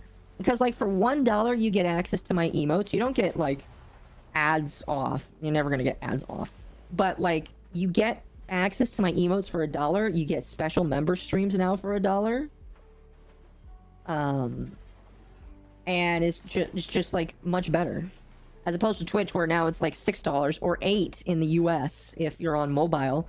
I find it's absolutely stupid. So the goal is to have multiple platforms and then choose one that you really like, that you can incentivize people to stick with. I still think that out of all platforms, that YouTube is the best place to grow for a majority of the creators. It's got the most payback for a creator that out of all of them. I'm only monetized on Rumble, but my YouTube numbers are getting there again. Yeah, focus on YouTube as well. I mean, like, if you want to make both platforms... here's what I will say. Do not have multiple platforms be the hub for what you want, because that is spreading yourself thin. I would say pick YouTube or Rumble, and then prioritize them as places for people to go for your stuff. I work 10 hours a day, my only choice is mobile. If your only choice is mobile, then I would tell you YouTube is the most bang for your buck, because Twitch doesn't care about you. I feel unabashed by saying that. Twitch does not care about you. And if Twitch doesn't, you know for a fact Google and Apple will also not care for you. Well, I mean, I'm talking about in terms of money and reward.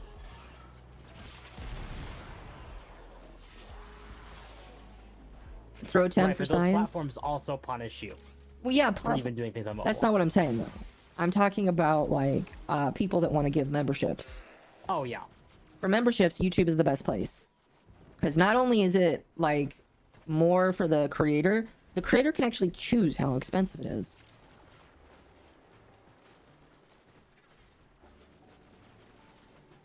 Get YouTube Premium and you can download streams and listen to them at work? Yes, exactly. I've had Premium for almost a decade. And no ads. Mm-hmm.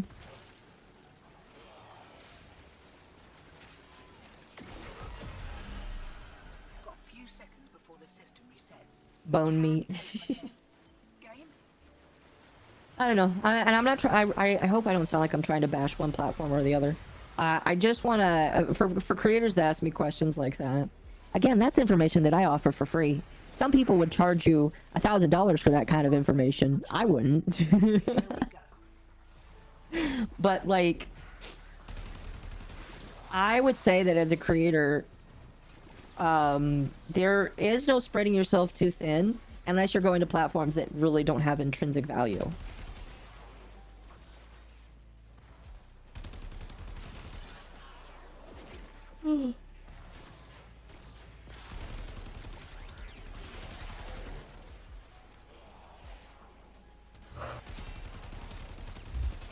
I wish I hit the record button when I said that, because I feel like just rip it out of stream. Huh? Rip it out of stream, edit it down. Yeah, but you can do that. I'm lazy. I need to get back to hitting the... Then don't be lazy. I need to get back to hitting the record button for clips. Be pretty skibbity if you could share the stream. No, don't say that.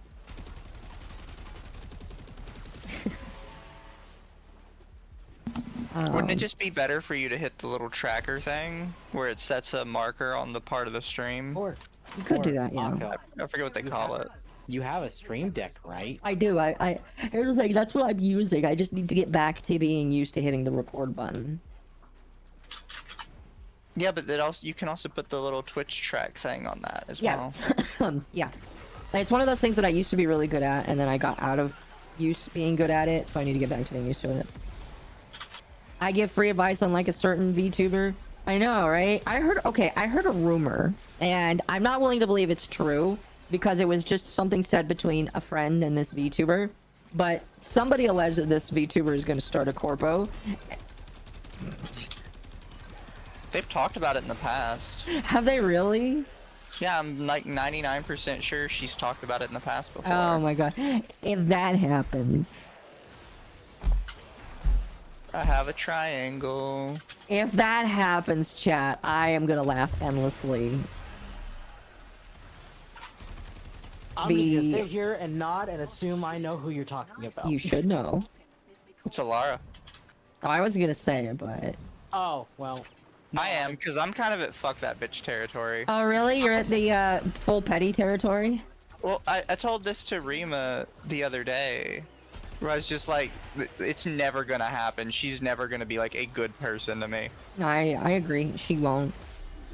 And I have no like desire to sit here and hide my disdain for somebody that openly disdains us.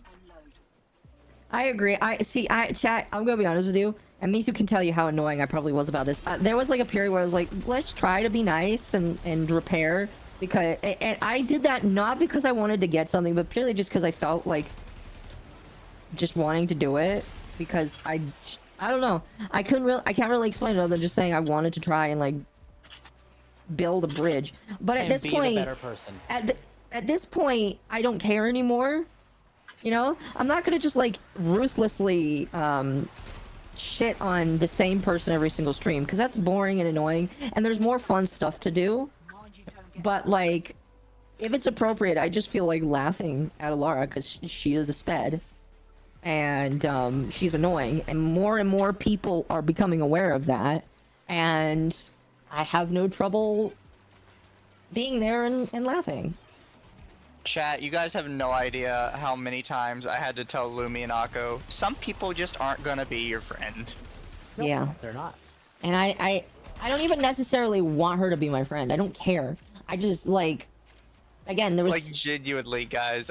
You should see some of our chats, because there's just 8 billion messages from me that say something like, "She's not gonna like you. She's never gonna like you."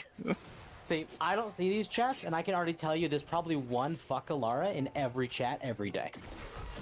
No, not every no, day. I actually don't talk about her. Wait, that's the thing, is like, we don't talk about her all the time. That's the thing that, like, I think sometimes people get confused about. We don't talk about it all the time, but when we do, it's just like, Mizu has to constantly be like, don't forget, she's not going to give you the same kindness that you want to offer her. And it's just like, yeah, I understand that. And sometimes I just need to remember that. I'm Eepy. Alright, good night. Yeah, no, she only gets brought up when she does something funny. Yeah, which last time is most recently last week. And she'll probably be brought up again tomorrow during the podcast, to be honest with you. We'll see. Some people will talk nice to your face, but knife you in the back. God, don't we know that? So, you know, I have no issues saying that I think Alara is a scummy person that will stab you in the back the first chance they get. And, you know, I was willing to give the benefit of the doubt a while ago about it, but like... I put the key on this one, by the way, and it won't tell me where it spawned. Oh, that sucks. I don't know. I don't want to loop about it either, because that's something I'm trying to get better at. Mizu and Lumi have told me that I gotta be careful about looping too much, because... Even I've told you that. Yeah. But like, yeah. Where is he? I can't hear him either. There he is. He was probably just really far away. Now I have a new question. What is an Applebees? Okay. For the last bit of the stream, we can talk about Sargon of Akkad. Sargon of Applebees. Yes. So... Who doesn't even own a suit? You can correct me on this if I get stuff wrong, but this is the way I've kind of understood it.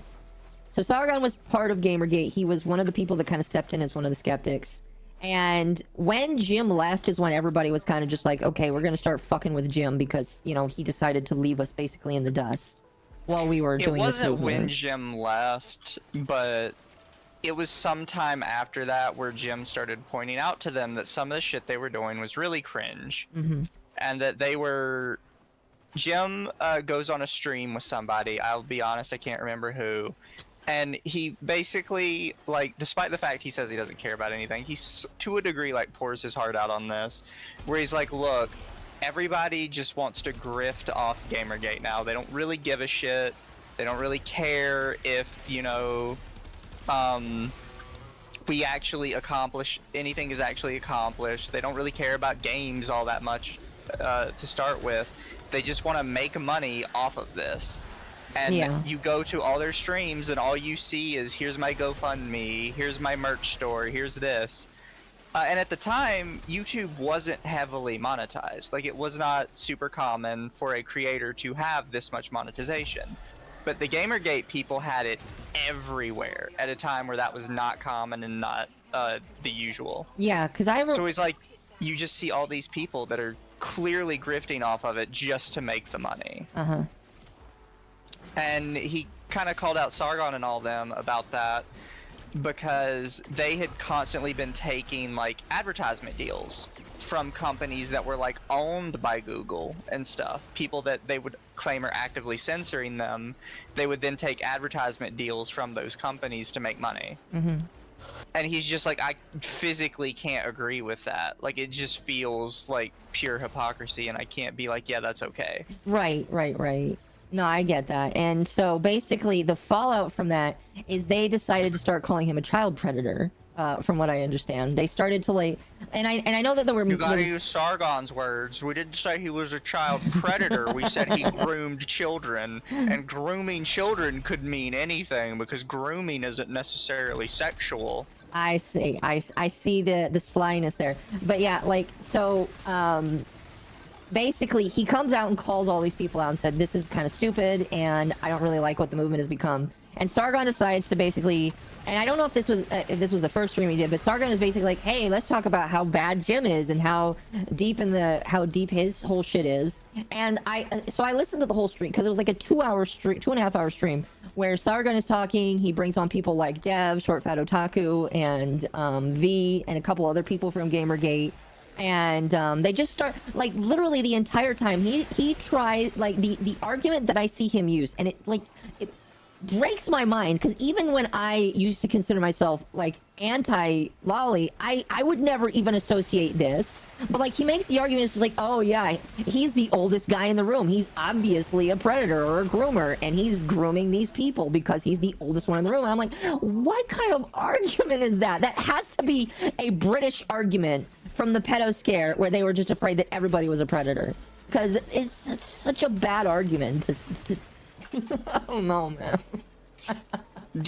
Watching that stream, do you kind of see what I mean when I talk about like Sargon and a lot of them, and I'm like, they just ended up as a bunch of snakes? Oh, they did. No, 100%.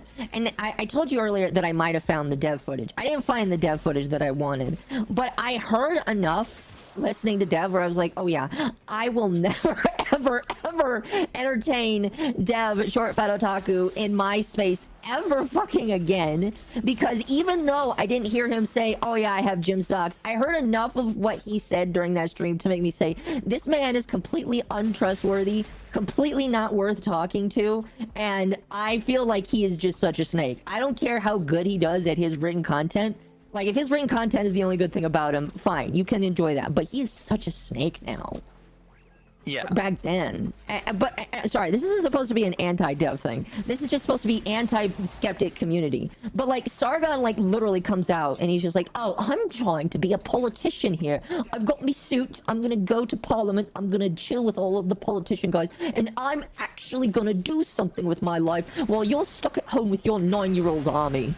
And, like, literally, it sounds so mind-boggling that, like, he tries to be this morally high character, and then, like, at the same time, like, Jim is splicing in clips where, like, Sargon is, like, saying the N-word, and Sargon has, like, there's this clip, a clip that I find kind of funny, even though I think it's incredibly racist, where Sargon is like, you aren't acting like white people. White people are supposed to be nice and, good oh yeah, to the people. white N-words. I was just like, oh my god. I was like, that's incredibly racist coming from a British person. But he's like, white people act nice to other white people, and you can't even do that. And I'm just like, where is this coming from? He thought it was the biggest slam dunk in the world to say that racists were acting like white N-words. And it's like, I don't know what the fuck is wrong with you, bro. It's only something that could come from a British person. Sorry, Proctor, but a lot of British people fucking suck. Dev has a horse cock strap on. Is that true? I don't want to believe that. I would not. Okay. There's a lot of shit that people say about him. I'm just gonna take that one as fact. I don't even care. His girlfriend that hates the fact that he's obsessed with Lilith Lovett has a horse cock strap on. That's the only reason they stay together. Is because she can horse cock strap on him. Yeah. Again, I don't know how true that is, chat, but I'm not really, that part doesn't matter to me. Like, at the end of the day, you can make fun of people like Dev for a while, and I don't care. But, like, that's not important to me. What's important to me is, like, the amount of, like, it wasn't even a lot, too. It was, like, less than 5 minutes of Dev's voice. And from what I heard, I can never trust that motherfucker, ever. Ever. I can't trust anybody in the skeptic sphere. Neither can I. Because the problem is, and that stream really showed it, when push comes to shove, they will circle the wagons around each other, no matter how wrong one of their own is. The horse toy is a doorstop. They don't use it. That's a lie, and you know it, chat. Ressa, I know that you like the dev videos, but come on, man. That just sounds like... Oh. I'm not trying to be mean, but... You can't just call a horsecock dildo a doorstop. That's like when Quentin Reviews said he bought an entire male sex doll for the meme. Unlike you, he accepted it. Accepted what? I'm not laughing at you, by the way. I'm just laughing at the thought that you're giving me. Again, chat, I really don't want to make this like a dev smash. If I need to, I will moderate, but like... I don't believe in moderation. I just don't want to like I understand the hot thing for a lot of people in our sphere is to be anti-dev, and I get it. Trust me. Like I'm saying right now, the less than 5 minutes I heard of on that stream, he sounds like an utter snake, and I would never trust him with any portion of my secrecy. But like, holy cow! Just be chill. Plus, I'm more focused on Sargon, because Sargon is the guy who made the stream and pulled all those people together in order to try and get a dunk, get an own. Can I send you the... I can send you the stream. It was... The problem is it wasn't all at once. So here's semi-important context, which makes this even worse. This was not started with Sargon. It started with a bunch of other people, and then Sargon made the stream specifically to slander Jim in defense of his friends. Well, it started with the Medicare forums, didn't it? No, the Medicare forums were gone way before Mr. Medicare came around. Well, no. What I mean is, like, that's what he started with. That's what he tried to use as, like, a gotcha on Jim. Yes, but I'm trying to say that this stream where Sargon's talking about Jim was not the start of the beef. Mm-hmm. It started because Jim was calling out some of Sargon's friends, so Sargon dug up everything he could to try and slander him with. Right, fair enough. It was a specific planned attack. If it was a response, I could give it, like, slightly more leeway, because people tend to make bad decisions when they are put in a situation where they have to respond. Yeah. But it wasn't a response, it was a planned attack, because he didn't like that Jim didn't like his friend. Yeah. Is it true that Sargon got cucked and raised another man's child? No, that's Matt Jarbo. No, that's a belief with Sargon. I don't remember if it's just a meme or what it is, but there were many jokes about how he's a cuck. Oh, damn. No, Resta, DM me later. I will send you the stream. Here's the thing that you have to understand. Again, like, I'm trying not to make this again a dev thing, because Sargon is really the only one that I was the most upset with listening to this. But the couple minutes that I listened to really made me dislike him as a character. So, and it wasn't all at once either. It was like literally interspersed in the middle of the stream. Jim is playing with has all of these, like, he's playing clips of all of these people, and Dev is just one of the people in there. Turkey tomorrow covered it. What? They probably just mean Turkey Tom and got auto-corrected. Oh, okay. If they're on mobile, that's pretty normal autocorrect. All the stories I can tell you about Matt Jarbo, like how he used to run a show called The Disgruntled Jizz. Yeah, so this came out from Jim making fun of him, but Matt has tried everything in his power to get popular on YouTube before. Well, doesn't he have 100,000 subs?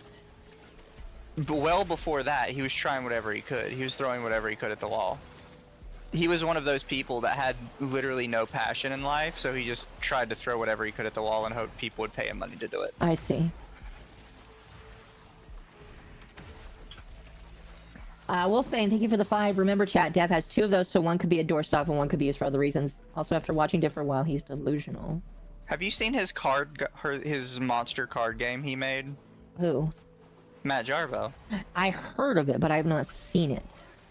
So, this dumbass took basically just regular average playing cards and then wrote numbers, or drew like little monster pictures on them, and said that he had made like a monster battle game. And he's like, if your monster has a higher number, it beats the other monster. It's like, okay, Matt, we already had this game before. You can play this with regular playing cards. You just drew little monster pictures on it. Right. Any of the cat asks, Mizu, who did Jim expose to make Sargon upset? I remember Jim laughing at Sargon for UKIP, but I don't remember anything else. I do not remember. It might have been Matt. Because the thing is, he was making fun of all the skeptics at the time, because all of them were trying to take swings at him. All of them are retarded. Literally, like, all of them. I know at the time he was making fun of Jeff Holiday, he was making fun of Matt Jarbo, I don't know if he ever made fun of Thunderfoot. It would have come up in, like, passing if he did. Was the Kraut Gay Ops? It's possible. It might have, I think it was the Kraut Gay Ops. Was it? Because Kraut had just got exposed for, like, being in a server where they were faking information about right-wing people. Which showed that it was no longer about, like, Gamergate anything. They made a server where they specifically just targeted anybody that was right-wing. And they're like, we have to fight the alt-right and destroy the right-wing of America. Even though none of them are fucking American, by the way. No. And they had sections on people in the server where they would take their tweets and their YouTube videos and they would do everything in their power to edit them to make it look like the people were saying something they never did. I effing love Jim's videos on the Kraut server. I need to... See, again, chat, the only reason why I'm talking about this and why it's so big to me is because I in preparation for this stream, because I wanted to talk about Sargon, I listened to the whole Sargon stream. I will find it and post it. I'm pretty sure I sent it to you earlier, so it won't be that hard for me to find. But I listened to the whole 2.5-hour stream, and it's just like, okay, here's my, like, my outcome of this. Like, Sargon has basically stepped away from all that. He lost horribly with UKIP. He's not going to be in politics anytime soon, in my personal opinion. He's just better just being a whiny bitch on the internet before he gets arrested because he lives in the UK and he's not allowed to have the opinions he has where he lives. But, so to clarify, he didn't just lose horribly. He got the entire political party he was supporting disbanded. Yeah, like, the UKIP doesn't exist no, anymore. I think it still exists, but it's basically like a shell. There's nothing of value left there. And it's all his fault. Yeah, which is one thing that Jim kind of pointed out to him when he was doing it. He's like, one of the specific things he said was, you will destroy UKIP. Like, just them being associated with you will completely destroy their reputation. And it did. It absolutely ruined them. It made them a laughingstock, allowing Sargon to run for them. Especially when he tweeted out a sitting politician that he wouldn't even rape them. Yeah, if you ever want to run for office, chat, like, I know Donald Trump makes it but that's because he's already famous and a meme. Sargon was not famous, all right? He was only really big making his videos on YouTube and then being part of the skeptic community. Nobody in UK really knew about who he was until he decided to step into UKIP. And what he did was make them look like a laughingstock, and nobody trusted or liked him or anybody that associated with him. It's like, you can't pull a Donald Trump unless you are as big as Donald Trump. Because I feel like that's what he wanted to do.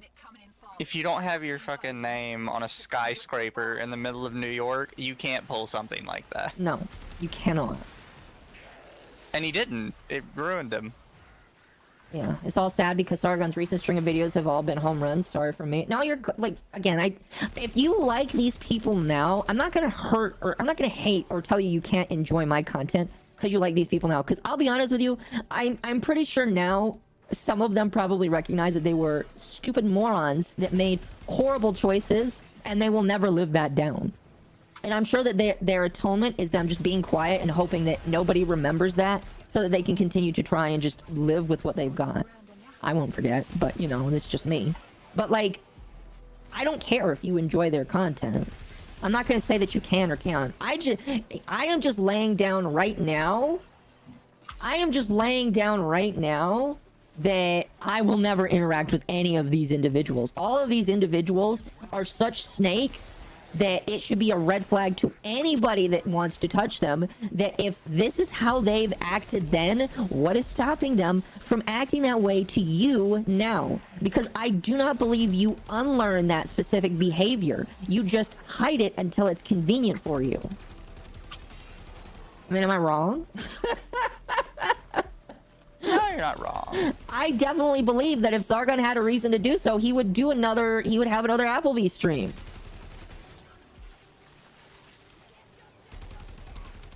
I mean, like, the only person out of that I feel like probably just wouldn't do that is V. And, like, the only reason why is because V wasn't really involved. He just, like, again, he was a sweeper for Sargon. And I'm sure that V, out of all of them, probably felt the worst about it. And trying to... And I don't feel that bad for V. Well, that was one thing a lot of them got really annoyed with, that Jim kept calling them out for, because a lot of them kept trying to use the, well, I didn't specifically call you out. It's like, well, it doesn't matter. You're still helping the person that did in doing it. You don't have to specifically be the one doing the call out. Yeah.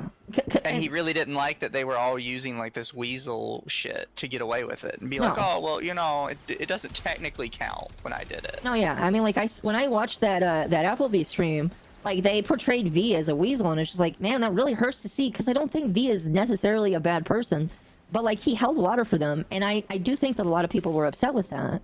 And I think V, out of all of them, probably feels the worst and wants to move away the most from it. And so I think he's the only one that I would be okay with letting walk away with that. But, like, everyone else, you should assume that they can act that petty and will act that petty. V and Arch are sweet. Sweet, what does that say? Sweet for Dev? Sweep. Oh, okay. Yeah, sweep for Dev. I don't really like...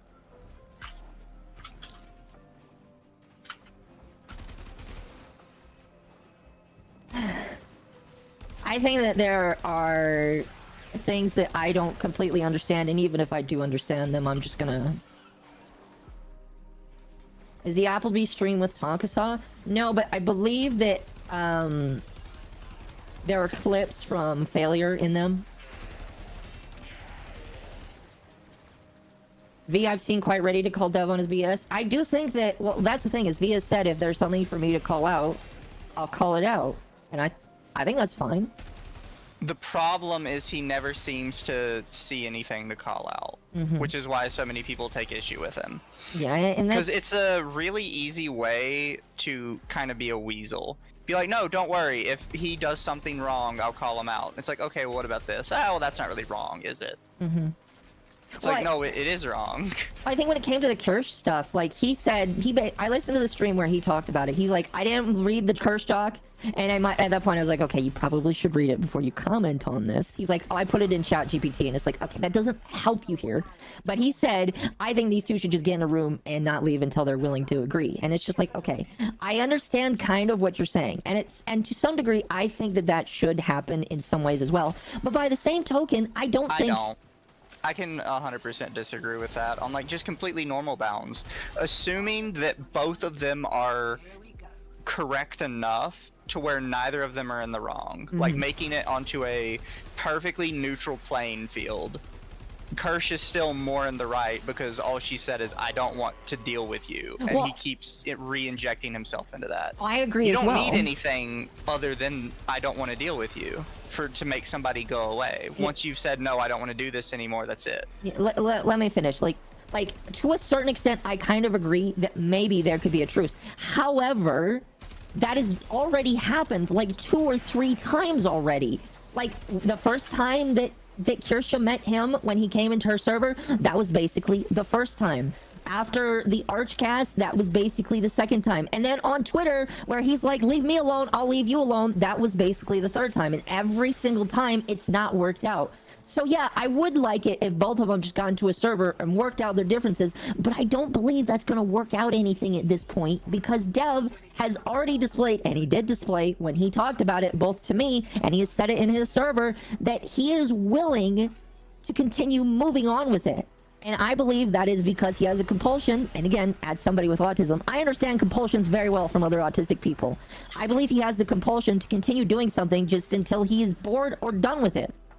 Because autistic people don't give up when they're set on something. And I'm pretty sure he's just set on it. And it sucks because I've talked to people that like Dev that say, I just wish you would go back to what you do best. And I agree, he should just do what he does best instead of poking. But, like, until he does... Honestly, chat, though, if you think Dev does anything good, you're kind of cringe. Okay, don't say that. Some people have told me... Can I not say that? I feel like I'm allowed to say that. I mean, you are allowed to have your freedom of speech. A lot of people have told me that his, like, scripted videos are pretty good. They are, if you don't know what he's talking about. Trucker video one. Here's the thing, and I've complained about this before, but a lot of people will only watch like one video on a subject.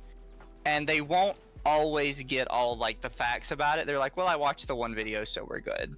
That happened with a lot of people with Dev's coverage of Stellar Blade, where he got up and he said, I have proof that this was a copyright thing, that all these got removed, and it wasn't like a DEI thing. And he showed like a bunch of loose documents, but if you actually look into any of that, he didn't actually show any evidence at all. And that's because he just made it up. Nothing he said makes any logical sense if you actually think about it. I feel like the Skullgirl video is the only passable one. I have not seen his Skullgirl video because, again, not to be rude, but I can't stand his voice. I've listened to enough of him and I'm like, oh, this is going to sound very bigoted towards other autistic people, chat, but I can't stand autistic people's voices, and that's coming a lot from the person who's also very autistic, but I cannot stand autistic people's voices. There is just a way you can tell, and maybe that's just me because I'm the autistic hunter here, all right? But I can hear another autistic person's voice and tell almost immediately. Immediately. They're leaving. I know. I told them to leave. I'm on my way. I just can't stand, and it's like, again, maybe that's too mean of me. I don't care, but I just can't understand autistic voices. Is Dev autistic? He admitted it to me in DMs. I said, "Are you autistic? You sound autistic." And he said, "Is it really that easy to tell?" And I was like, "Yes." His video on Stellar Blade was all right. I disagree. I heard all of the comments for it, and I disagree. The thing is, it's just wrong. Start to finish, it was just wrong. I'm new to the stream. Will the stream stay up? As long as I don't show any naked people, it should be fine. Like, here's the thing, and I try not to, like, tell people sometimes that they're just flat out wrong, because I do like to have some level of debate. He lied through the whole video. There wasn't a single piece of the video that was true. Where's the puzzle piece emote? The copyright on the clothing was true, but that's it. And he completely misunderstands how that works. He got like one thing right and then ran with it, and that's pretty normal for him. He's like, oh, I think this, so I'm just gonna run with it. Also, I'm gonna just let you go without me. Okay. Because I'm still really sleepy from work. Oh, I'm missing a couple of mods here, chat. Good I need luck. the Sevagoth mod.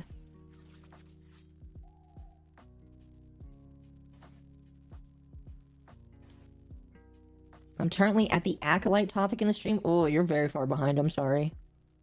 No, yeah, the stream will stay up. I don't plan to take it down. You get both mods from Suda? Well, guess which one I don't have. Here, I'm gonna take pictures of all of these. Anyway, I like rolling back to Sargon.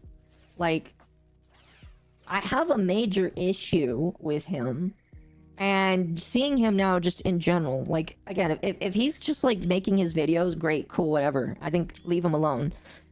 But don't forget, okay? Don't forget, what he did. And don't forget what these people did, is what I'm trying to say. Because if you do, you're game to be upset in the future.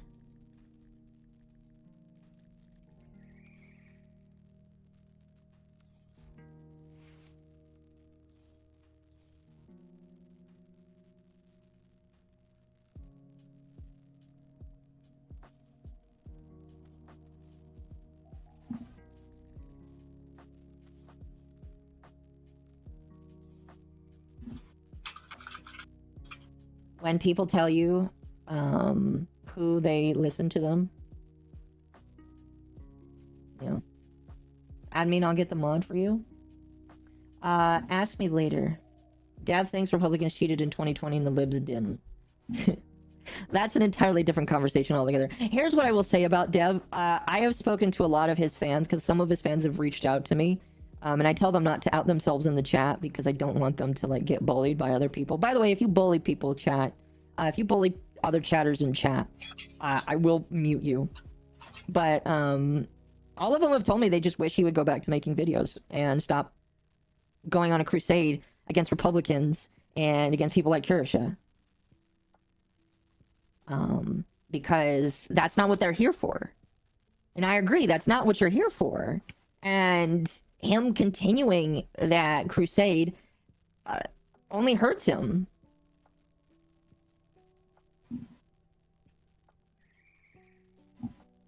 Ooh, that's not a bad one.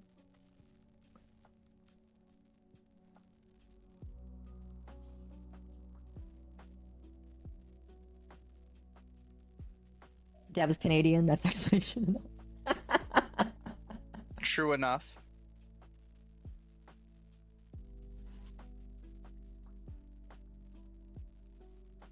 Good night, nerdy.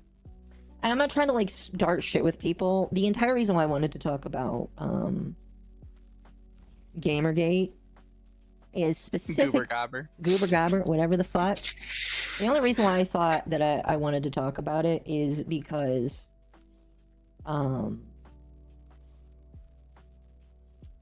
it's important to do. It really is. It was a period of time that I think some people, because they just weren't there, they just didn't get a chance to understand it or really know it. And I feel like they need to. I mean, like, I hate being one of the, we have to remember Gamergate. We have to remember the Gamergate era. Yeah, don't be cringe. No, but you shouldn't forget what was seen. Uh-oh, wait a minute. Oh, I hate that it did it in the wrong orders here. Shoot.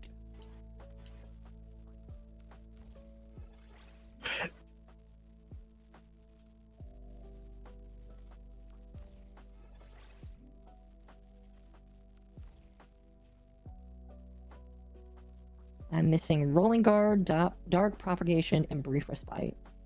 Can't believe I'm unironically... You have Rolling Guard already? No, I'm surprised I don't. Cringe? Or Brief Respite?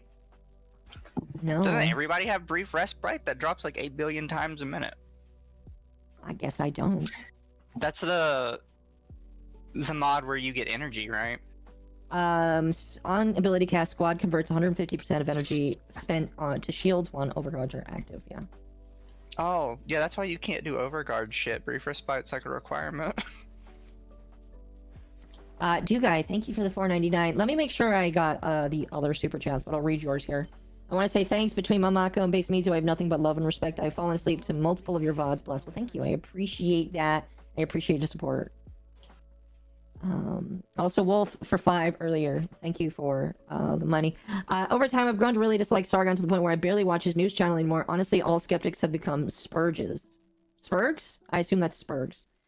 And I do agree. Like, here's the thing. I agree that, yeah, it's important to, like, talk about things that are important.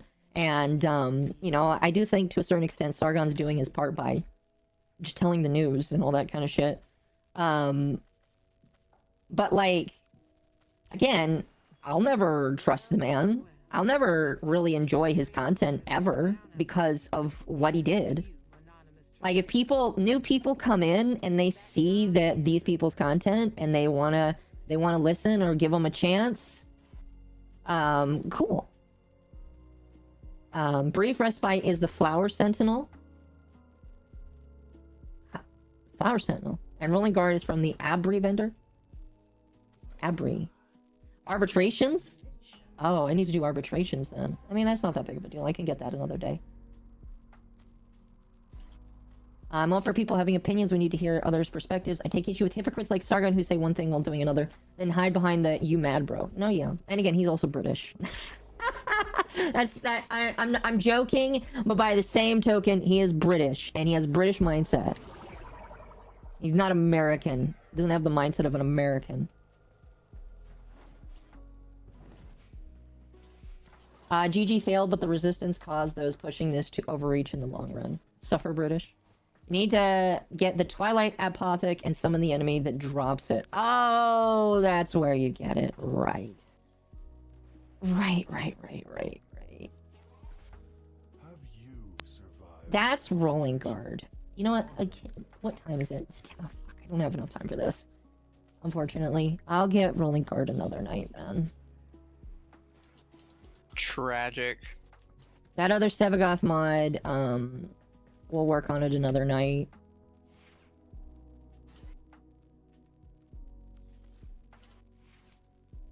A British accent makes you sound smarter than you actually are. Oh, ain't that the fucking truth.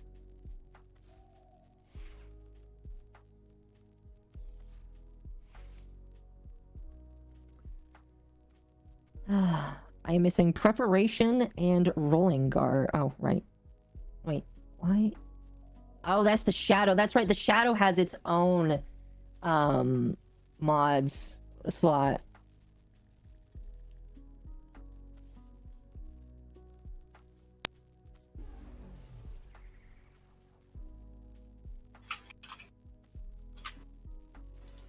That's right. You might be better off buying off Warframe Marketplace because materials are annoying for the farm. No, yeah, I probably will. All the luxury beliefs will evaporate soon enough. Maybe not civil war or balkanization, but pretty bad times ahead. I hope that, like, it's not that bad. Like, I understand that, like, people are expecting and hoping for, like, scary times. And I get it. Because right now it is kind of scary, shitty times. But I'm one of those people that just doesn't want to see that. And maybe that's like too nice of me to think, but like I don't know, I just don't want to see Temple Civil War.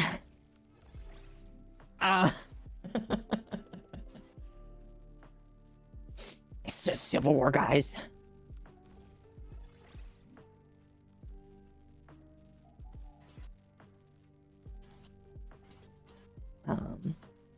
It's what's required, hence civilizational cycle. Yeah. Excuse me. I don't know. I think I'm too nice, chat. I'm definitely way too nice. Nicer than I probably should be. That's why, like, last night when I was, like, upset and I just, like, ranted, I think I just have realized that maybe I just need to stop being nice. I don't know.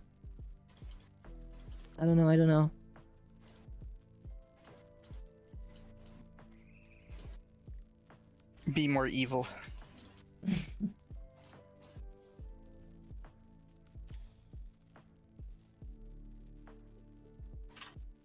Be more evil. There you go, chat. Mizu's telling me to be big evils. Yes.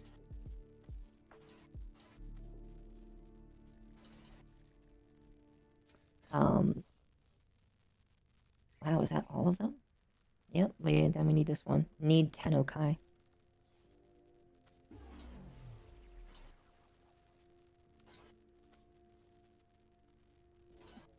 I hope I just didn't spend 240 platinum there. Just one's merits. Oh shit, I don't have enough.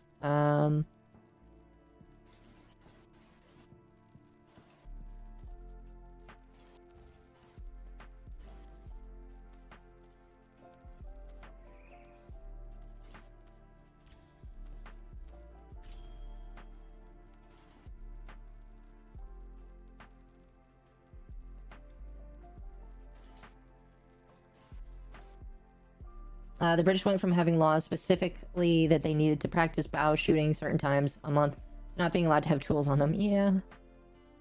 Yeah. And whenever Boogaloo, public has almost never risen up. Even in America, French resolutions had major backers. Yeah. I remember and smile about the time Kirsch quote when Trump was shot. Tim Pool is currently furiously masturbating to Civil War. He probably is. Probably is, yeah.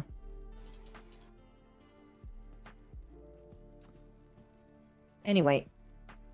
In a few minutes, we're gonna be done here. Oh, that's interesting. Shadow Claws has a Riven disposition, which means that you can get a Riven for Shadow Claws. That's very interesting.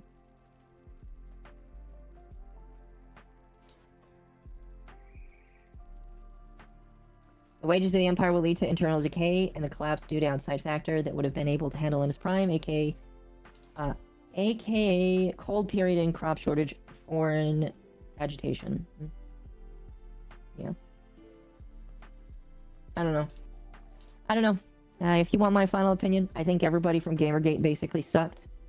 And,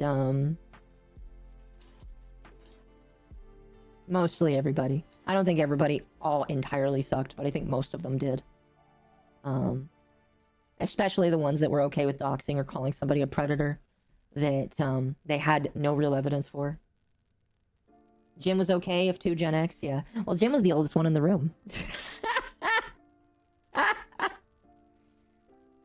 I don't think they make Rivens for exalted weapons. I mean, but why does it have a Riven dispo then? That's why I'm confused. I don't know. Anyway, that was our trip to Applebee's, chat. I hope you enjoyed yourself tonight. I keep making Mizu relive the glory days of the Skeptic era. I don't know if he likes that or not, but I hate them all. We're gonna give you to Mori, by the way, if you're on YouTube. I don't think she streams on Twitch because she is Hollow, and Hollow doesn't use Twitch.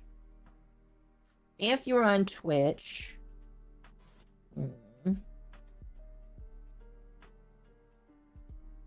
Lulu is live. We'll give you to Lulu. Tomorrow we will be on the podcast, so if you are interested, definitely follow the podcast channel. And, yeah. Thank you guys so much for being here tonight. Thank you all so much for your support. The likes. Again, remember to like the stream before you leave as well. And we'll see you tomorrow night for the podcast. Bye! Like, comment, and subscribe. Yes, like, comment, and subscribe. Bye!